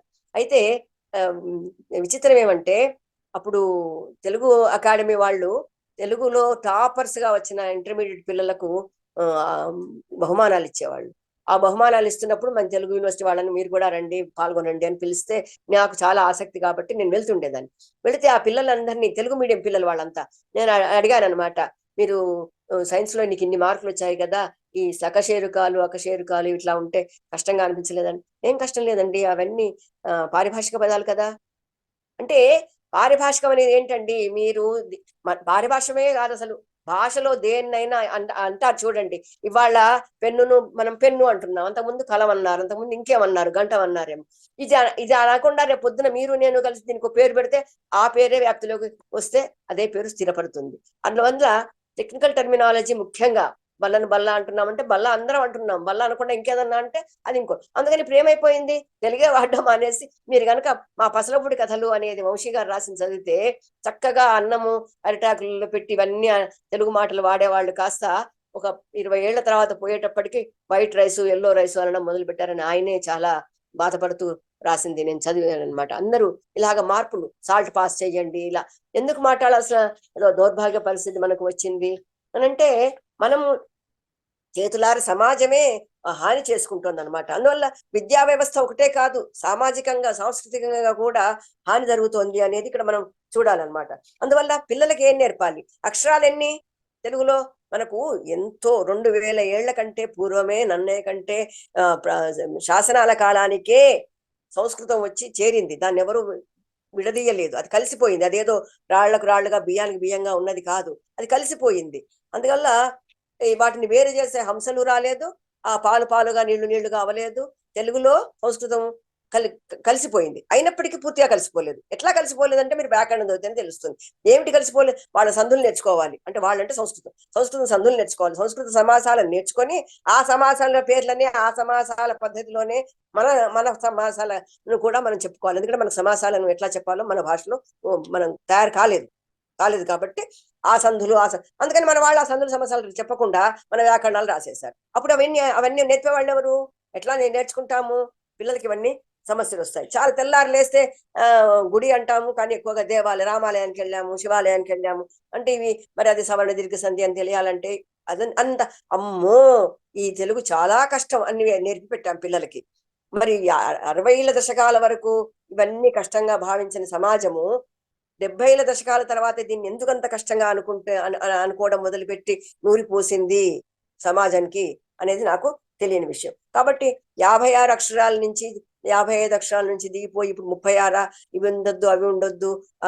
మనకు 19 వచ్చి పడ్డాయి సంస్కృతం నుంచి. మహాప్రాణాలు, తర్వాత ఇవి మూర్ధన్యాలు, ముఖ్యంగా సిబిలెంట్స్ అంటాం, షకారాలలో భేదాలు, ఇవన్నీ కూడా. అందుకని తెల్లవారు లేస్తే పొద్దుగూకితే ఈ ప్రాంతం వాళ్ళకి అదేంటిది మన తాళవ్య మూర్ధన్య భేదాలతో పలకరాదు, ఆ ప్రాంతం వాళ్ళకి పలకరాదు, వీళ్ళకి సరిగా తెలుగు మాట్లాడరాదు, ఇలా సుశీల అనాలా ఇలాంటివన్నీ కూడా మనకు రోజు ఉండే పేరు. నా పేరు ఉష కాబట్టి ఎట్లా పలకాలి అని ప్రతిదీ ఒక సమస్యను తయారు చేసి పెట్టారు. పరీక్షలు ఎట్లా పెట్టాలి, ఏ రకంగా, ఇది భాషకు సంబంధించిన విషయమా? కాదు. కానీ మన దగ్గర అసలు ఒక అవగాహనతో కూడిన ప్రభుత్వ విధానాలు లేకపోవడం వల్ల ప్రతిదీ సమస్య అయికూర్చుంది. అయితే ఇప్పుడు ఈ సవాళ్లను ఇంకా నేను చాలా వాటిలోకి వెళ్ళటం లేదు. ఇప్పుడు కొంచెం సవాళ్లను ఎలా అధిగమించాలి అనేది కొంచెం చెప్తాను, సూక్ష్మ కొన్ని. అయితే ప్రణాళిక, భాషా ప్రణాళిక భాషాభివృద్ధికి చాలా అవసరం. అయితే ప్రభుత్వాలు ఎప్పుడూ వాటిని గుర్తించలేదు. అసలు ఎప్పుడూ కూడా మనకున్న చాలా కొద్ది మంది భాషావేత్తలను ప్రభుత్వాలు తీసుకోలేదు. ఏ రకమైన రచనలలో కూడా లేదా ఆలోచనలలో కూడా వాళ్ళని తీసుకోలేదన్నమాట. కాబట్టి మంచి ప్రణాళికతో భాషను ఆధునీకరణకు ఎట్లా చేయాలి అసలు మీరు చూడండి. తెలంగాణ మాండలిక పదకోశాలు వచ్చాయి, రాయలసీమ మాండలిక పదకోశాలు వచ్చాయి, ఇట్లా చెబుతూ ఉంటారు కదా. అక్కడక్కడే మన పదాలు ఏరుకొని మనమే పెట్టుకుంటే దానివల్ల ఏమిటి ప్రయోజనము? కృష్ణమూర్తి గారు 1958-60 మధ్యలో ఆయన మాండలిక వృత్తి పదకోశాలు చేశారు. ఏం చేశారు ఆయన? ఈ ఒక ఆరోపం అంటే ఏమిటి? ఒక వస్తువు ఉంది, ఈ వస్తువును మీ దగ్గర ఏమంటారు, మా దగ్గర ఏమంటారు, వాళ్ళ దగ్గర ఏమంటారు, వీళ్ళ దగ్గర ఏమంటారు అని పల్లె ఊరు కొన్ని ఎంపిక చేసుకుని తిరిగితే వాళ్ళు ఏమంటారు అనేది కొంతలో కొంత, అది పూర్తిగా నిజమో కాదో మనం అది మళ్ళీ ఎవరు చేయలేదు కాబట్టి ఆ ఆధారంగా చూసినప్పుడు ఇక్కడ గోంగూర అంటారు, అక్కడ పుంటికూర అంటారు, ఇక్కడ పేడ అంటారు, అక్కడ పెండ అంటారు అని ఇలాంటివేవో ఆయన తయారు చేశారు కదా. మనం ఇలాంటి మాండలికాలు చేసుకోలేమానండి? గవర్నమెంట్ ఇలాంటి చేయలేదా? విశ్వవిద్యాలయాలు కానీ సంస్థలు కానీ చేయలేదా? ఒక మాటని కోస్తా ప్రాంతంలో ఏమంటారు, తెలంగాణలో ఏమంటారు, రాయలసీమలో ఏమంటారు, కళింగాంధ్రలో ఏమంటారు, ఇవన్నీ లేకుండానే మన సాహిత్యం ఎంతో చదువుకున్నాం. రావిశాస్త్రం చదువుకున్నాము, నామిని సుబ్రహ్మణ్య నాయుడు చదువుకున్నాము, అల్లెన్ రాజేని చదువుకుంటున్నాము, అర్థం కాకపోయినా అర్థం చేసుకుంటున్నాము. ఇది సమాజంలో చదువు వచ్చిన వాళ్ళు అన్ని రకాల వాటిని కూడా, మీరు కనుక పర్యాటకులైతే రకరకాల ప్రాంతాలకు వెళుతూ ఉంటే అన్ని మనకు పరిచయం అవుతూ ఉంటాయి. ఇప్పటికీ ఇంత భేదాలతో బియ్యం అందుతున్నారు, ప్రయాణాలు చేస్తున్నారు, ఏమీ లేదు. కాబట్టి ఏంటంటే మనుషులు తమ సంకుచితత్వంతో ఉన్నంత కాలము ఏ రకమైనటువంటి అభివృద్ధి జరగదు. సంకుచితం లేకపోతే ఈ మాండలికాల వృత్తిపద కోశాలు, మాండలిక భాషాపద కోశాలు అంటే ఏ మాండలికానికి ఆ మాండలికం కాదండి నా ఆలోచన. అన్ని మాండలికాలను ఇది అప్పట్లో చేశారండి తెలుగు అకాడమీలో. విశ్వనాథ సత్యనారాయణ గారు కోస్తాకి, తర్వాత ముకిరాల రామారెడ్డి గారిని రాయలసీమకి, యశోదారెడ్డి గారిని తెలంగాణకి తీసుకొని కొన్ని క్రియా పదాలతో ఆ గ్రంథం కూడా దొరకడం లేదా, నిఘంటు తయారు చేశారు. బహుశా కొందరికి మీరు చూసే ఉంటారు దాన్ని. అందువల్ల ఇట్లా అయితే ఏమవుతుంది, అప్పుడు ఇది నాకు అర్థం కావడం లేదు, మీదేమిటో మాకు అర్థం కావడం లేదని ఒకళ్ళనొకళ్ళు అనుకోవాల్సిన అవసరం లేకుండా భాషకి ఆ అభివృద్ధికి ఇవన్నీ తోడ్పడతాయి అన్నమాట. అట్లాగే విద్యార్థులకి సరి అయిన శిక్షణ, అంటే వాళ్ళ మధ్యన దూరాలు తగ్గించుతూ, టీచర్లకు ముందు శిక్షణ కావాలి, వాళ్ళకే తెలియదు, చాలా మంది టీచర్లకే తెలియదు. ఎన్ని పరిశోధనలు వచ్చాయో ఇటీవల కాలంలో. 8వ క్లాస్ పిల్లలను 3వ క్లాస్ పుస్తకం చదవమంటే చదవలేకపోయారు, లెక్కలు చేయమంటే చేయలేకపోయారు, అదంతా వేరే కథ. అందువల్ల ఈ ఈ రూపకల్పనకు మాండలిక పుస్తకాలు కాకుండా అన్ని మాండలికాలతో నిఘంటువులు తయారు చేసి ఈ ప్రమాణీకరణ అంటే స్టాండర్డైజేషన్ ఇంకా ముందుకు తీసుకెళ్లేలాగా. ఇప్పుడు పత్రికలు చదివే వాళ్ళందరికీ పత్రికలలో ప్రతి పదము అర్థమవుతుందా? సర్వేలు ఎవరైనా చేశారా? అయినా సరే విషయం అర్థమవుతూ ఉంటుంది. అట్లా మొదలయ్యి దాంట్లో బాగా అర్థం ఇంకా ఎక్కువ తెలుసుకోవాలనుకునే వాళ్ళు ఇంకా ఎక్కువ కృషి చేస్తారు.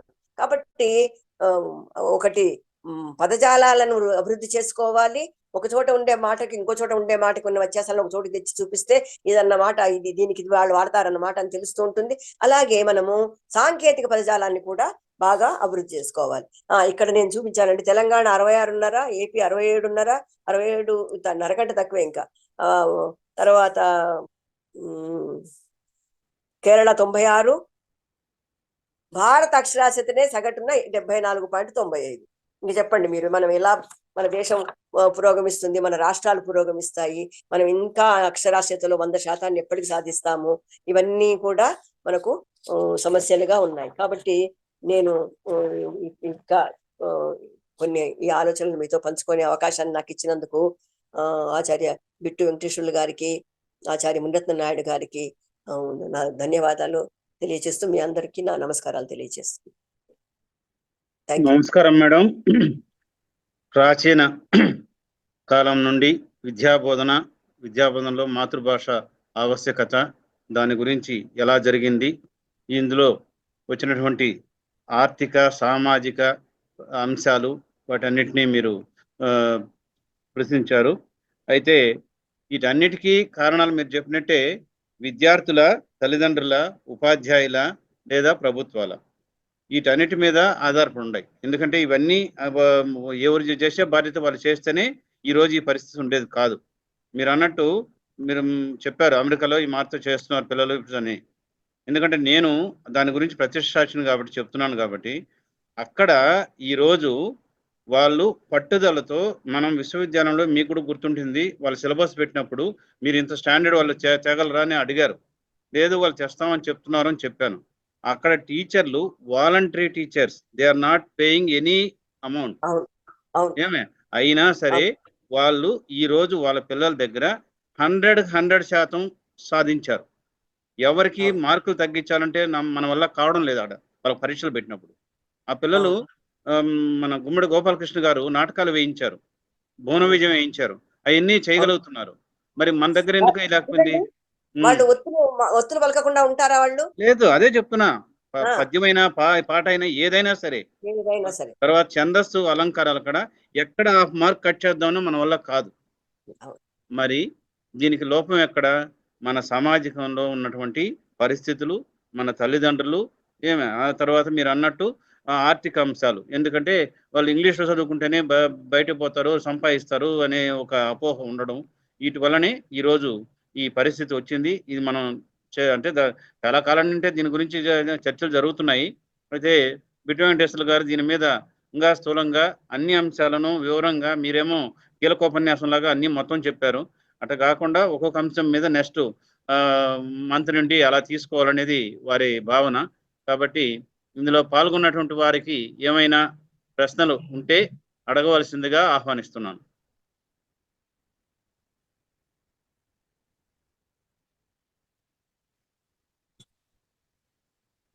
మీ సూచనలైనా పర్వాలేదండి, మీరు పంచుకోవచ్చు, ఇబ్బంది లేదు.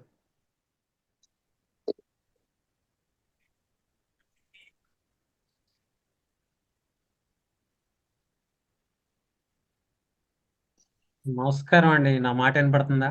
వినపడుతుందండి. మీ పేరు సార్? మీ పేరు చెప్పండి ముందు. నా పేరు రవీంద్రనాథ్ అండి, విజయవాడలో. జిడుగు రవీంద్రనాథ్ గారు, చెప్పండి సార్. తెలుగుకూటమి ఉద్యమంలో ఉన్నాను గత 5 ఏళ్ల నుంచి. అయితే నేను అమ్మగారు మాట్లాడుతున్నప్పుడు చాలా విషయాలు ఆవిడ మాట్లాడారు. ఉమ్, ఉమ్, చరిత్ర, ప్రస్తుత పరిస్థితి అన్ని ఉదాహరణలతో చెప్పారు. ఉమ్, అయితే మేము గమనించింది ఏంటంటే, ఉమ్, తల్లిదండ్రులు ఉమ్, మీ పిల్లల్ని తెలుగు మాధ్యమంలో చదివించండి అంటే ఒప్పుకోట్ల. కనీసం ప్రభుత్వం, గత ప్రభుత్వం ఆంధ్రప్రదేశ్లో తల్లిదండ్రులు ఒప్పుకోవట్లేదని ఎఫిడవిట్లు తీసుకెళ్లి సుప్రీంకోర్టులో ఇచ్చింది. కొంచెం వాస్తవంగా కూడా మనం నా కొడుకో నా కూతురుకో పిల్లల్ని కొంచెం తెలుగు మీడియంలో మంచి స్కూల్లో బడిలో చేర్పించండి అంటే అదెట్లా, మీ చేదస్తం పక్కన పెట్టండి అనే పరిస్థితులు కనపడుతున్నాయి. నిజమేనండి.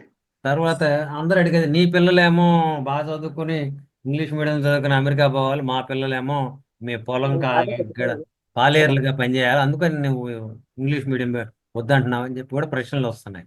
సరే, అవును. ఇందుట్లో ఉమ్, వాస్తవాలు అవాస్తవాలు ఎట్లా ఉన్నా కూడా ఉమ్, ప్రభుత్వానికి ఏమో ఓట్లు భయం చేత ఉమ్, ఈ భాషా మాధ్యమం గురించి వాళ్ళేమీ ఇప్పుడు ఈ లోకేష్ బాబు కూడా ఉమ్, ఎక్కడ కూడా దాన్ని ముట్టుకోలే. ఉమ్, మిగతా మార్పులన్నీ చేద్దాం అనుకుంటున్నాడు కానీ ఉమ్, ఈ మాధ్యమం గురించి ముట్టుకోవటానికే భయపడే పరిస్థితి ఉంది. ఉమ్, అయితే దీనికి మనం నాణ్యానికి ఇంకో వైపు చూడాలంటే, ఉమ్, ప్రభుత్వ కార్యకలాపాలన్నీ కూడా ఉమ్, మాతృభాషలో జరగాలని మనం కోరితే గాని, ప్రజలందరూ కోరిక అదే. ఉమ్. దీంట్లో ఒక్కళ్ళు కూడా వద్దని రండి. అవును సార్, నిజమే. సెక్రటరీ దగ్గర నుంచి, చీఫ్ ఉమ్, సెక్రటరీ దగ్గర నుంచి, ఉమ్, పల్లెల్లో ఉండే రెవెన్యూ సెక్రటరీ దాకా ఉమ్, మొత్తం కూడా మీరు తెలుగులో ఎందుకు రాయకూడదు, రాయాలి ఉమ్, కదా అని అడిగితే వాడు ఉమ్, సమాధానం చెప్పుకోలేరు. ఉమ్, ఏ పిల్లల దగ్గర అయితే తల్లిదండ్రులు ఒప్పుకుంటున్నారు లేదని అంటారు, ఇక్కడ ఎవరు ఉమ్. తప్పించుకోలేరు. మీరు చెప్పింది అక్షరాల నిజమండి. ముందు ప్రభుత్వం నుండి వచ్చే ఉత్తర్వులని, అదేవిధంగా కోర్టుల్లో వచ్చే ఉత్తర్వుల న్యాయస్థానాల్లోనూ వస్తే దానికోసమైనా చదవాల్సిన పరిస్థితి ఏర్పడుతుంది కదా పిల్లలకు. రాబోయే జనరేషన్ అన్న ఆ అవసరాన్ని గుర్తిస్తుంది కదా. ఆల్రెడీ మొదలైంది ఉండదు నాయుడు గారు, కొంతమంది జడ్జెస్ తెలుగులో ఇస్తున్నారు. అయితే ఇక్కడ ఒక ఉమ్, అనుభవాన్ని ఇటీవల నేను మా అనుభవాన్ని మేము ఇక్కడ పంచుకుంటాను. ఆ ఉమ్, ఆ, ఆచార్య చెన్నకేశవరెడ్డి గారు ఉమ్, గద్వాలలో ఒక పీజీ కాలేజీ ఉంది. అది ఇంగ్లీష్ ఉమ్, మాధ్యమం. అంటే తెలుగు ఉమ్, విద్యార్థులు సరే, తెలుగు మీడియం తెలుగు లిటరేచర్ వాళ్ళు ఉంటారు అనుకోండి, ఆ ఉమ్, సెకండ్ లాంగ్వేజ్ తెలుగు వాళ్ళు కూడా ఉంటారు. కానీ ఉమ్, ఎకనామిక్స్, కామర్స్, ఈ పీజీ కోర్సులు చదివే పిల్లలందరూ కూడా ఇంగ్లీష్ మీడియం పిల్లలు. ఉమ్, అయితే ఆయన ఏంటంటే ఆమ్, ఆ, ఇద్దరము వెళ్తే మేమిద్దరం, మా ఆయన ఎకనామిక్స్ కాబట్టి ఇద్దరము ఉమ్, వెళ్తే ఆ, ఇది రెండు కలిసి వస్తాయి అని పట్టుకెళ్ళారు ఇద్దరిని. ఆయనని ఉమ్, గ్లోబలైజేషన్ మీద మాట్లాడమన్నారు, ఉమ్, ప్రైవేటైజేషన్ గ్లోబలైజేషన్ ఉమ్, మీద. ఉమ్, నన్ను నువ్వు ఏదైనా మీద మాట్లాడతావు, వ్యాకరణం వద్దు, భాష వద్దు అంటే మొల్ల రామాయణం మీద మాట్లాడతానన్నాను. ఉమ్, అయితే ఉమ్, అక్కడ వాళ్ళని ఈయన అడిగారనమాట. ఈయన రెండు భాషలలోనూ రాశారు కాబట్టి నేను ఎందులో మాట్లాడానండి అని అడిగారు. అడిగితే ఉమ్, పిల్లలు ఇంగ్లీష్ మీడియమేనండి, కానీ they are very comfortable in Telugu, please మీరు తెలుగులో మాట్లాడండి అని. చూడండి, ఉమ్, ఉమ్, చూడండి అదే. PG students they are um, comfortable in Telugu అన్నాడు అక్కడ ప్రిన్సిపాల్. ఉమ్, ఉమ్, నిజంగానే అదే అభినందించదగ్గ విషయమే. అంటే ఏం జరుగుతుంది, మనం ఎవరు సర్వే చేయట్లేదు ఇప్పుడు. ఉమ్, ఆ ప్రభుత్వాలు ఎందుకు ఓట్లు అంటున్నారు కానీ వాళ్ళందరూ ఇంగ్లీష్ లో మాట్లాడమనండి వాళ్ళని. మరి ఉమ్, వాళ్ళని ఓట్ల కోసం ఇంగ్లీష్ లో అడగమనండి, ఉమ్, వాళ్ళ చర్చలన్నీ ఇంగ్లీష్ లో పెట్టమనండి. ఏదో అక్కడక్కడ ఇంగ్లీష్ లో నాకు తెలుగు రాదని ఒక ఎమ్మెల్యేనో ఒక ఎంపీనో ఇంగ్లీష్ లో, ఎమ్మెల్సీనో ఇంగ్లీష్ లో మాట్లాడడం కాదు, అందరినీ ఆ మొత్తం చర్చ అంతా ఇంగ్లీష్ లో చేయమనండి. మేడం చేయగలరా? లేదు మేడం, మీరు చెప్పింది కరెక్టే, కానీ రవీంద్రనాథ్ గారు చెప్పింది యథార్థం. జరిగిన గత ఆ, 5 ఏళ్లలో అవును. ఆంధ్రప్రదేశ్ లో జరిగిన వ్యవహారం అది. అదే మరి, అదే ఉమ్, ఉమ్, తెలుసు కదా మనకి, ఉమ్. మనకి తెలిసిందే కదా. అయితే ఆ, ఒక్కటి మీకు అందరికి, ఇప్పుడున్న యూత్ లో అంటే 30, 25, 28 నుండి 40 ఏళ్ళ లోపు ఉన్న సాఫ్ట్వేర్ ఇంజనీర్లలో, అదేవిధంగా డాక్టర్లలో కొంచెం మార్పు వచ్చింది. అరే మనం ఏంటి, మన భాషను మర్చిపోతున్నాం, మనం ఇప్పుడు ఈరోజు ఇంత వెనుకబడిపోవడానికి కారణం ఏంటి, మన ఇంగ్లీష్ మీడియం మన చదువులేనా, మనం మన భాష కోసం సేవ చేయకూడదా అని. అంటే నాకు మీరు పనిచేసిన ఇథోపియా నుండి ఒక అధ్యాపకులు, అదేవిధంగా బెంగళూరు నుండి ఒక 4 యువకులు ఫోన్ చేసి, సార్ మేము ఖచ్చితంగా మాకు మీ బయోడేటా మేము ఆన్లైన్లో చూసాము, అందుకని మీ నెంబర్ కనుక్కొని మేము చేస్తున్నాము, మీరు ఏదైనా చేయగలరా, ఇది మొత్తం కూడా ఏఐ ద్వారా మనం తెలుగు డెవలప్మెంట్ను ఏ విధంగా చేయాలి అని చెప్పారు. నేను ఖచ్చితంగా మీకు చేస్తాను నాయన, ఇప్పుడే యూనివర్సల్ టెక్స్ట్ బుక్స్ ఒకటి తయారు చేస్తున్నాం మేము, అది ఈ రోజే ఇప్పుడు దాకా నేను 5 వరకు యూనివర్సిటీలో ఉండే వచ్చినా ఇప్పుడు ఇక్కడికి. కాబట్టి కలకత్తా నుండి మెడ్రాస్ నుండి టీచర్లు వచ్చారు, వాళ్ళతో కూడా ఎడిట్ చేస్తున్నాం బుక్స్. అది ఫైనలైజ్ అయ్యి ఎవరైనా సరే 3 భాషల్లో పెడుతున్నాం text book. First starting book Telugu, English, Hindi 3లోనే పెడుతున్నాం.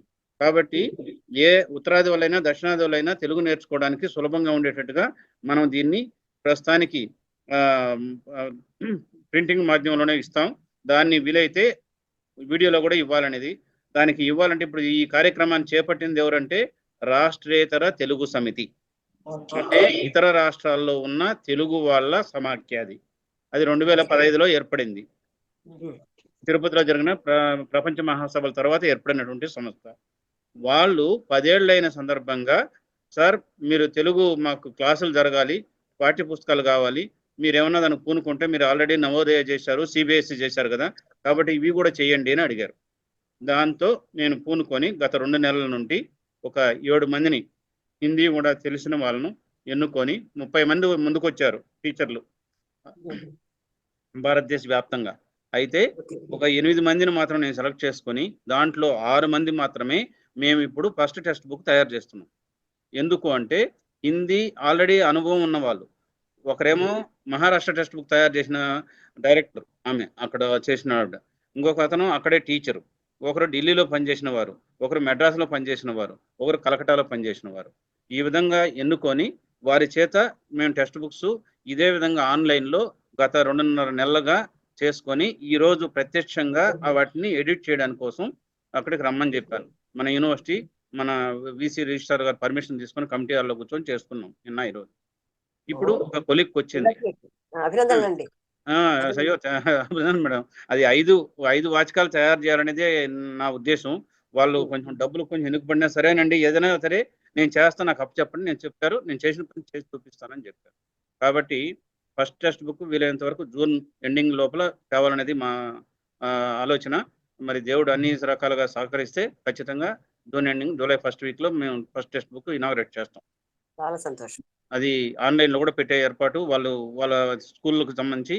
ఇప్పుడు ఇంకొక విషయం నేను ఎందుకంటే రవీంద్రనాథ్ గారికి కూడా చెప్పాలి, బయట రాష్ట్రాల్లో ఒకప్పుడు విపరీతంగా తెలుగు బోధన ఉండేది, ఈరోజు చాలా వరకు 50 కాదు కానీ 60% తగ్గిపోయింది.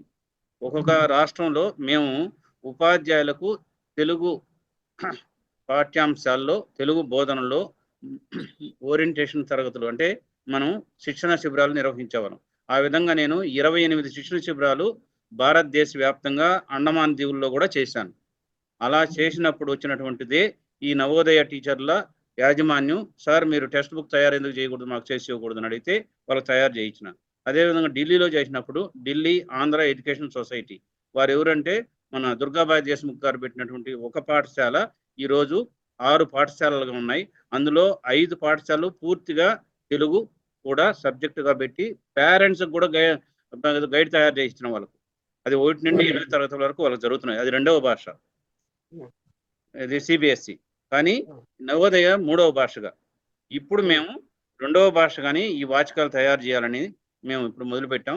కాబట్టి ప్రజల్లో మనం అవకాశాలు ఉన్నాయి, కానీ దానికి తగినట్టుగా మనం అది ఉపయోగించుకోవాలి. ఇప్పుడు వచ్చిన యూత్ ఎవరైతే వచ్చారో వాళ్ళని నిరుత్సాహపరచకుండా వాళ్ళని ముందుకు తీయాలని నేను వీలైనంత వరకు నైనా ఎక్కడైనా సరే మనం అవకాశం చూద్దాము, ఏమే ప్రభుత్వాలు కొంచెం సహకరిస్తే లేదా ఎవరైనా దాతలు మనం సహకరిస్తే మనం అది చేసి పెడదాం అని చెప్పి వాళ్ళతో కూడా టచ్లో ఉంటున్నాను, డిస్కస్ చేసుకుంటున్నాను. అయితే ఇది కూడా ఇప్పుడు మీరు రవీంద్రనాథ్ గారు మన ఆయన సారు కూడా నాకు మొన్న చెప్పారు, కోదండరామయ్య గారు, పారిపల్లి కోదండరామయ్య గారు, ఆయన కూడా చెప్పారు, సార్ మీరు ఏదైనా ఉంటే కాంట్రిబ్యూట్ చేయండి, మీరు కూడా ఉండండి అని. నేను ఉంటాను, ఎక్కడ పూర్తిగా ఉండేదానికి ఉండదు, ఎందుకంటే నాకు ఇంకా 70 తర్వాత నేను పూర్తిగా వీటి మీదనే ఆధారపడాలనుకుంటున్నాను. ఈ అసోసియేషన్ల ద్వారానే ఉండి భాష బయట ఎలా ఉండదు, ఏ విధంగా మనం చేయాలి, దీని మీదనే నేను ఆల్రెడీ ఇప్పటికే యోజనలో 2-3 ఆర్టికల్స్ రాశాను. దీని మీద వాళ్ళు ప్రింట్ చేశారు నేషనల్ వైడ్. నూతన విద్యా విధానం మీద కూడా చేశాను. కాబట్టి ఇది చాలా ఉద్యమ స్ఫూర్తితో చేస్తే తప్ప ఇది జరగదు. కాబట్టి రవీంద్రనాథ్ గారు మీరు చెప్పిన దాంతో ఏకీభవిస్తూ ఖచ్చితంగా మనందరము ఈ బుట్టి వెంకటేశ్వర గారు ఈ పరంపర మొదలు పెట్టారు కాబట్టి ప్రతి నెల 3వ ఆదివారం 7 గంటలకు ఇదే విధంగా ఉంటుంది. కాబట్టి దీని మీద అందరూ పెద్ద వాళ్ళందరి దగ్గర పిలిపించి మాట్లాడిస్తాం. అప్పుడు చర్చ 1.5 గంట దీనికి టైము, 90 నిమిషాలు, 1 గంట ఉపన్యాసము, అరగంట చర్చ అని అనుకున్నాము. కాబట్టి చర్చకు అందుకనే ఆహ్వానిస్తున్నాను. ఉండే వాళ్ళు కూడా ఎవరైనా వాళ్ళ అభిప్రాయాలు కూడా తెలియజేయవలసిందిగా నేను వారికి విన్నవిస్తున్నాను. నూతన విద్యా విధానంలో ఈ పుస్తకం నా దగ్గర ఉంది, తెలుగులో ప్రచురించింది. ఇంట్లో కూడా వాళ్ళు తప్పించుకున్నారండి రాసేటప్పుడే. అవును సార్. ఏమన్నారు, అవకాశం ఉన్నంత వరకు బ్రాకెట్లో ఇక్కడ వేరెవర్ పాసిబుల్ 5వ తరగతి వరకు, 5వ తరగతి దాకా మాతృభాషలోనే విద్యా బోధన. వీళ్ళే వేరెవర్ పాసిబుల్ అంటున్నారు. దానికి కారణం స్టేట్ పాలసీ, సెంట్రల్ పాలసీ అనే దాని కూడా వచ్చింది తేడా. ఇప్పుడు సిబిఎస్ఈ నేను ఇప్పుడు చెప్పింది అదే, ట్రాన్స్ఫరబుల్ జాబ్స్ లో ఉండేవాళ్ళు వాళ్ళకి ఇప్పుడు తెలుగులో నేర్చుకుంటే బయటకు వెళ్ళినప్పుడు, వేరే రాష్ట్రానికి వెళ్ళినప్పుడు ఇబ్బంది అవుతుందని సిబిఎస్ఈ సిలబస్లు ఉన్నాయి కదా, అవి వాటిలలో ఆ పాఠశాలలలో తెలుగు అస్సలు లేదనమాట. వాళ్ళు కుటుంబాలు చాలా ఆర్థడాక్స్ గా ఉన్నాయి. నాకు తెలిసిన కుటుంబాలు వాళ్ళు అన్ని సాంస్కృతికంగా అన్ని పాటిస్తారు, తెలుగు మాట్లాడతారు ఆ పిల్లలు, కానీ వాళ్లకు తెలుగు లేదు, సంస్కృతమే ఉంటుంది లేదా హిందీ ఉంటుంది. ఏమిటంటే ఎందుకంటే ఇక్కడ నుంచి ట్రాన్స్ఫర్ అయ్యి ఇంకో రాష్ట్రానికి వెళ్ళినప్పుడు అక్కడ తెలుగు ఉండదు కదా. రాష్ట్రం వాళ్ళైనా అంతే, ఇప్పుడు తమిళం వాళ్ళైనా ఇది చెప్తారు కానీ, అందుకని అది రాశారు కూడా ఇవాళ పేపర్లో, మొన్న ఎక్కడో చదివాను నేను నిన్న ఇవాళ. అది తమిళం వాళ్ళలాగా కూడా ఈ సిబిఎస్ఈ మాధ్యమంలో చదివే వాళ్ళకి హిందీనే ఉంటుంది. వాళ్ళు కూడా అంటే ఏంటి, ఈ ప్రభుత్వ ఉద్యోగాలలో ఉన్నవాళ్ళు వాళ్ళు తప్పనిసరిగా 2 ఏళ్లకో ఒక సంవత్సరం, ఒక్కొక్కసారి 1 సంవత్సరానికి బదిలీలు అవుతాయి, వాళ్ళు వెళ్ళిపోతారు వేరే చోటికి. కాబట్టి వాళ్ళకి అక్కడ తమిళం అనేది ఉండదు, మనకు తెలుగు అనేది ఉండదు. కాబట్టి ఎక్కడైతే సాధ్యమో అక్కడ అంటే ఆ రకమైన ఉండడం వల్ల దాన్ని మిస్ఇంటర్ప్రిట్ చేస్తారు. మిస్ఇంటర్ప్రిట్ అంటే అది ఉందిలేండి, ఇంగ్లీష్ లో మేబీ అన్న దానికి రకరకాల ఇంటర్ప్రిటేషన్స్ ఇచ్చి చాలా న్యాయ వ్యవస్థలోని దానిని వెసులుబాటును అంతా గందరగోళం చేసిన సందర్భాలు కూడా నాకు తెలుసు కాబట్టి చెబుతున్నాను. ఇక్కడ వేరెవర్ పాసిబుల్ అన్నారు కాబట్టి ఇంకా అసలు ఎక్కడా పాసిబుల్ లేనన్నట్టుగా కూడా మన వాళ్ళు తీసుకురాగలరు, అంతటి సమర్థులు. కానీ ఇంకొక ఆశ్చర్యకర విషయం ఏంటి మేడం, డిగ్రీలో అంటే బీటెక్, ఎంబీబీఎస్ లో తెలుగు మీడియం పెట్టమంటున్నారు. మళ్ళీ అక్కడ తెలుగు టెక్స్ట్ బుక్ తయారు చేయమన్నారు, తయారు చేస్తున్నాయి గవర్నమెంట్ లో. మరి మధ్యలో లేకుండా చివరిలో ఉండి మొదట్లో ఉంటే మరి వాళ్ళు ఏ విధంగా అవ్వాలి? అవును అవును, అదే కదా అసలు సమస్య ఏమిటంటే, టెక్నికల్ టెర్మినాలజీని అనువాదం చేసే శాఖలుగా పెడుతున్నారు మన దేశవ్యాప్తంగా కూడా. అట్లా చేయకూడదు, పుస్తకాలే రాయించాలి. అయితే ఆ సబ్జెక్ట్ మీకు వచ్చు కాబట్టి, మీరు ఆ సబ్జెక్టును ఇంగ్లీష్ లో చదువుకున్నా కూడా మీ మాతృభాష కూడా మీకు వచ్చు కాబట్టి, మీరు ఆలోచించి అక్కడ ఏం పదం అయితే ఉంటుందో అది వేస్తారు. అంతేగాని ఇప్పుడు చూడండి, తెలుగు అకాడమీ భాషా శాస్త్ర నిఘంటు ఒకటి అనువాదం వేసింది, కానీ అందులోని పదాలు ఎవరు వాళ్ళు? ఎందుకంటే కృష్ణమూర్తి గారు ఆయన రాసిన వ్యాసాలలో ఆయన పదాలు సృష్టించారు, తేరా గారు, తర్వాత మీకు అక్కడ అన్నామనేలో ఉండి కూడా పిఎస్ సుబ్రహ్మణ్యం గారు. అయితే ఏమైంది, మేము విద్యార్థులకి ఒక ఒక టెక్నికల్ టర్మ్ కి సుబ్రహ్మణ్యం గారు ఒకటి వాడారు, చేరా గారు ఒకటి వాడారు. పిల్లలకి 2 మనం తెలుగు యూనివర్సిటీలో ఇంట్రొడ్యూస్ చేస్తే ఇతర చోట్ల కూడా వాళ్ళు సుబ్రహ్మణ్యం గారి పదజాలమే చాలా బాగుంది మాకని అది పాపులర్ అయిపోయింది. అవునులే, అభిప్రాయ భేదాలు ఉంటాయి మేడం, మనం ఏం చేయలేము. ముందర ఇంట్రొడ్యూస్ చేయాలి కదా, అసలు రాయాలి కదా. కాబట్టి నేను తెలుగు మేధావిని అని చెప్పి మనం ఏదో అనువాదం పెడితే సూట్ అవ్వదు, అక్కడ సరిపోదు. అందువల్ల ఆ భాష ఆ సబ్జెక్టు, ఆ ప్రత్యేకమైనటువంటి సబ్జెక్ట్ వచ్చిన వాళ్ళతోని పుస్తకాలు రాయిస్తే, మా తెలుగు అకాడమీ ముందు అదే చేసింది, ఎక్స్పర్ట్స్ రాయించింది. 1966 కొఠారి విద్యా కమిషన్ ఏదైతే ఉందో ఈ త్రిభాష సూత్రం తెచ్చిందో, ఆ తెచ్చినప్పుడు వాళ్ళు నిబంధనలు చాలా కరెక్ట్ గా పెట్టారండి. తర్వాత వచ్చిన 86 విద్యా విధానం కాడ కొంచెం మార్పు వచ్చింది, మీరు చెప్పినట్టే. అయితే ఇప్పుడు 2020లో మీరు ఇంకా డిగ్రీ స్థాయిలో కూడా మేము పెట్టేస్తా ఉంటున్నారు, చేయిస్తున్నారు. ఇప్పుడు నిన్న ఆయన అమిత్ షా కూడా, కేంద్ర హోం మంత్రి, తమిళనాడు చీఫ్ మినిస్టర్ కు నువ్వు నీ డిగ్రీలో పెట్టాయా, ఇంజనీరింగ్ లోను మెడిసిన్ లోను పెట్టు, నువ్వు తెలుగు మీ తమిళ మీడియం పెట్టు అని అడిగినాడు. అంటే దాంట్లో ఉంది, అది ఆ మాట ఉంది. దాని బేస్ చేసుకుని మహారాష్ట్ర వాళ్ళు చేశారు కదా, చేశారు. మన వాళ్ళు కూడా చేస్తున్నారు. 2 ప్రభుత్వాలు జరుగుతున్నాయి. కానీ ఇప్పుడు రవీంద్రనాథ్ గారు చెప్పినట్టు ఇప్పుడు దీనికి మధ్యలో ఉండేవాళ్ళు ఏమవ్వాలా? తర్వాత తల్లిదండ్రులకు కూడా చిత్తశుద్ధి లేదు, ఉపాధ్యాయులకు కూడా చిత్తశుద్ధి లేదు మేడం. ఇప్పుడు తమిళనాడులో పాపం దయనీయమైన పరిస్థితి వాళ్ళది. ఎందుకంటే 2006లో కరుణానిధి గారు వచ్చి అక్కడ నిర్బంధ తమిళనాన్ని తెచ్చి మిగిలిన మైనారిటీ లాంగ్వేజ్ అన్నిటికీ అవకాశం లేకుండా చేసేశారు. ఆ రోజు నుండి 2016 నాటికి వాళ్ళకు కంపల్సరీగా 10వ క్లాస్ వరకు లేదు. వాళ్ళు కోర్టు పోయి సుప్రీం కోర్టు ఆర్డర్స్ ద్వారా ఎవ్రీ ఇయర్ పరీక్షలు పెట్టుకుంటున్నారు. కొన్ని చోట్ల అది కూడా లేదు. వాళ్ళు ఇంగ్లీష్ మీడియంలో చదివి తెలుగులో రాసుకొని దాన్ని చేస్తున్నారు. మరి కొంతమంది తెలుగులో రాసి ఇంగ్లీష్లో రాస్తున్నారు. ఈ సమస్యల వల్ల అక్కడ మన వల్ల కాదు, ఇది వదిలేద్దాం, ఇంక మన కర్మ ఏదో ఉండదు, మన మాతృభాష కాదు, మనం దీన్నే నేర్చుకుందాం అనే పరిస్థితికి వచ్చేసినారు. మీకు తెలిసే ఉంటుంది 2015 ప్రాంతాలలో ఆ కన్నడ వాళ్ళు గవర్నమెంటే 5వ క్లాస్ వరకు నిర్బంధ కన్నడ మాధ్యమం అని పెట్టారు. అవును మేడం, అది వాళ్ళు చూసి తమిళాలు చూసి వాళ్ళు కూడా పెట్టారు.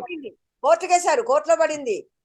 తల్లిదండ్రుల కోర్టుకు వెళ్ళారు. అప్పుడు సుప్రీం కోర్టు ఏమని ఇచ్చిందంటే తల్లిదండ్రుల ఇష్టాలు లేకుండా వాళ్ళు ఏది కోరుకుంటారో అది లేకుండా నువ్వు మాధ్యమం పెట్టడానికి వీలు లేదని గవర్నమెంట్ మొట్టికాయలు వేసింది చెప్పింది. ఇప్పుడు కర్ణాటకలో లేదు మేడం ఇబ్బంది. ఇప్పుడు కర్ణాటకలో ఏంటంటే కర్ణాటకలో మీకు డిగ్రీ స్థాయి వరకు కూడా తెలుగు ఉంది. పీజీలో కూడా బెంగళూరులో యూనివర్సిటీలో ఉంది, అదేవిధంగా ధారవాడ యూనివర్సిటీలో ఉంది. అక్కడ ప్రాబ్లం లేదు. Orissa, Tamil Nadu major problem. మళ్ళీ బెంగాల్లో కూడా బాగా ఇబ్బంది లేదు, అండమాన్లో ఇబ్బంది లేదు. అండమాన్లో కూడా ఇంటర్మీడియట్ కూడా తెలుగు ఉండాలి. మేము వెస్ట్ బెంగాల్ కూడా టెక్స్ట్ బుక్ తయారు చేయించినాం.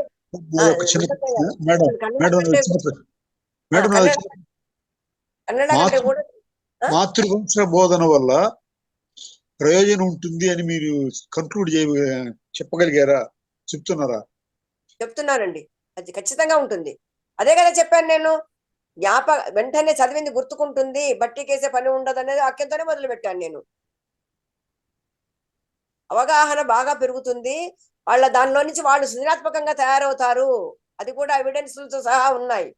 అంతేగాని అందువల్లనే మనకు ఏ రకమైన చేయలేకపోతున్నాం. ఎందుకంటే అది అదే ముక్కలు పెట్టుకోవడము, అక్కడ వదిలేసేయడం, 100కు 100 మార్కులు తెచ్చుకోవడం తప్పితే మళ్ళీ అడిగితే వాళ్ళు చెప్పలేని పరిస్థితి. అదే మాతృభాషలో చదువుకున్న పిల్లలు ఎప్పుడైనా ఎక్కడైనా మీరు అడగండి చెబుతారు, ఏ సబ్జెక్ట్ అయినా కానీ.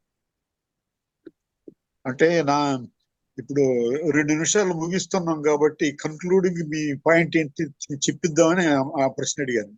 తప్పకుండా మాతృభాషలోనే నేర్పాలి. మాతృభాష ద్వారానే వికాసము, విద్య, విజ్ఞానము, తర్వాత ఇతర భాషలు. ఎందుకంటే ఒక్క భాష నేర్చుకోరు పిల్లలు. విద్యా వ్యవస్థలోనే మనకు బహుభాషా వ్యవస్థ ఉంది కాబట్టి అవి తప్పనిసరిగా ఇతర భాషలు కూడా.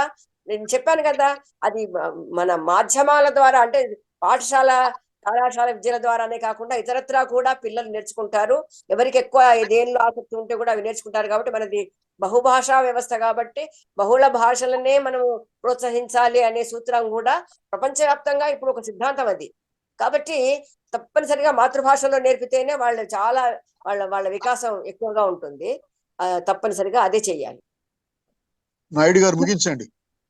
ఏమండి, నాకు ఎక్స్క్యూజ్ మీ, నాకు అవకాశం ఇవ్వలేదండి. అనురాధ గారు మీరు అప్పుడే మాట్లాడుండొచ్చు కదండి, ఇప్పుడు అవకాశం ఇవ్వలేదంట. అలా కాదు, నేను హ్యాండ్ పెట్టినా సరే నాకు అవకాశం రాలేదు. ఒక్క నిమిషంలో అంటే టైం అయిపోతుంది మేడం. 90 మినిట్సే అది. మాట్లాడండి మేడం, ఒక నిమిషం సరే మాట్లాడండి అనురాధ గారు. ఏం లేదు, మీరు చెప్పినవి చాలా అద్భుతమైన పాయింట్స్ చెప్పారు, అన్ని నోట్ చేసుకున్నాను. I will come back with my reactions to you madam Usha Devi గారు. బట్ మీ దాంట్లో మెయిన్ పాయింట్ ఒకటి చెప్పి ఆపేస్తాను, టైం అయిపోతుంది కాబట్టి. పేరెంట్స్ ఒప్పుకోవట్లేదని చెప్పారు, అది చాలా ముఖ్యమైన పాయింట్. సొసైటీలో మార్పులు వచ్చినాయి అంటే ఓవరాల్ ఎన్వైరన్మెంట్ లో షిఫ్ట్ వచ్చేసింది. అలాంటప్పుడు నేను ఒక్కటే పాయింట్ చెప్తాను, you have to involve the corporate world అండి. ఎందుకంటే ఎడ్యుకేషనల్ అవుట్కమ్స్ చాలా పూర్ గా ఉన్నాయి ఇండియాలో. అట్లాంటప్పుడు వర్క్ ఫోర్స్ ఈ కాంపిటెన్సీ లేకుండా డిగ్రీలు ఉన్న వాళ్ళు కూడా ఏమీ చేయకుండా అన్ఫిట్ ఫర్ జాబ్స్ అని చాలా పెద్ద పెద్ద స్టాటిస్టిక్స్ ఉన్నాయి కదా. సో ఐ ఫీల్ దట్ మాతృభాషలో విద్యకి main argument is the outcomes of education. అవి చూసి దాన్ని బట్టి ఆర్గ్యుమెంట్ ప్రిపేర్ చేసి and to prepare a proper well prepared work force అనేది I think it would be of interest even to the corporate world. So I think you have to join also that part of society. Okay, thank you. Anuradha గారు మీరు ఎక్కడి నుండి మాట్లాడుతున్నారు? Paris నుంచి అండి ప్రస్తుతం. Paris నుంచేనా? చాలా ధన్యవాదాలు. మీరు చెప్పిన పాయింట్ తప్పకుండా మనం ఆచరిద్దాం. ఈ రోజు సమయం మించిపోయింది కాబట్టి ఇంతటితో ఈ సమావేశాన్ని ముగిస్తున్నాం. వచ్చే నెల జరిగేటప్పుడు ఇదే విధంగా పాల్గొని ఇంకా ఎక్కువ మంది పాల్గొని చర్చకు ఎక్కువ అవకాశం, మాక్సిమం 45 మినిట్సే మాట్లాడిచ్చే వక్తను పెడదాం. మిగిలిన 45 మినిట్స్ డిస్కషనే పెడదాం. పాల్గొన్న అందరికీ పేరు పేరున ధన్యవాదాలు తెలియజేసుకుంటున్నాను. వచ్చే నెలలో 3వ వారం ఇదే విధంగా కలుద్దాం. అంతవరకు సెలవు. ధన్యవాదాలు. ధన్యవాదాలు మీ అందరికీ కూడా. ఉషాదేవి గారు మీకు ధన్యవాదాలు. మంచి ఉపన్యాసం ప్రసంగించారు. ముందు కూడా ఇంకా ఎక్కువ సార్లు పాల్గొనాలని కోరుకుంటున్నాను. ధన్యవాదాలండి. ఓకే అండి, అందరికీ నమస్కారం. మరొక కృతజ్ఞతలు, ధన్యవాదాలు.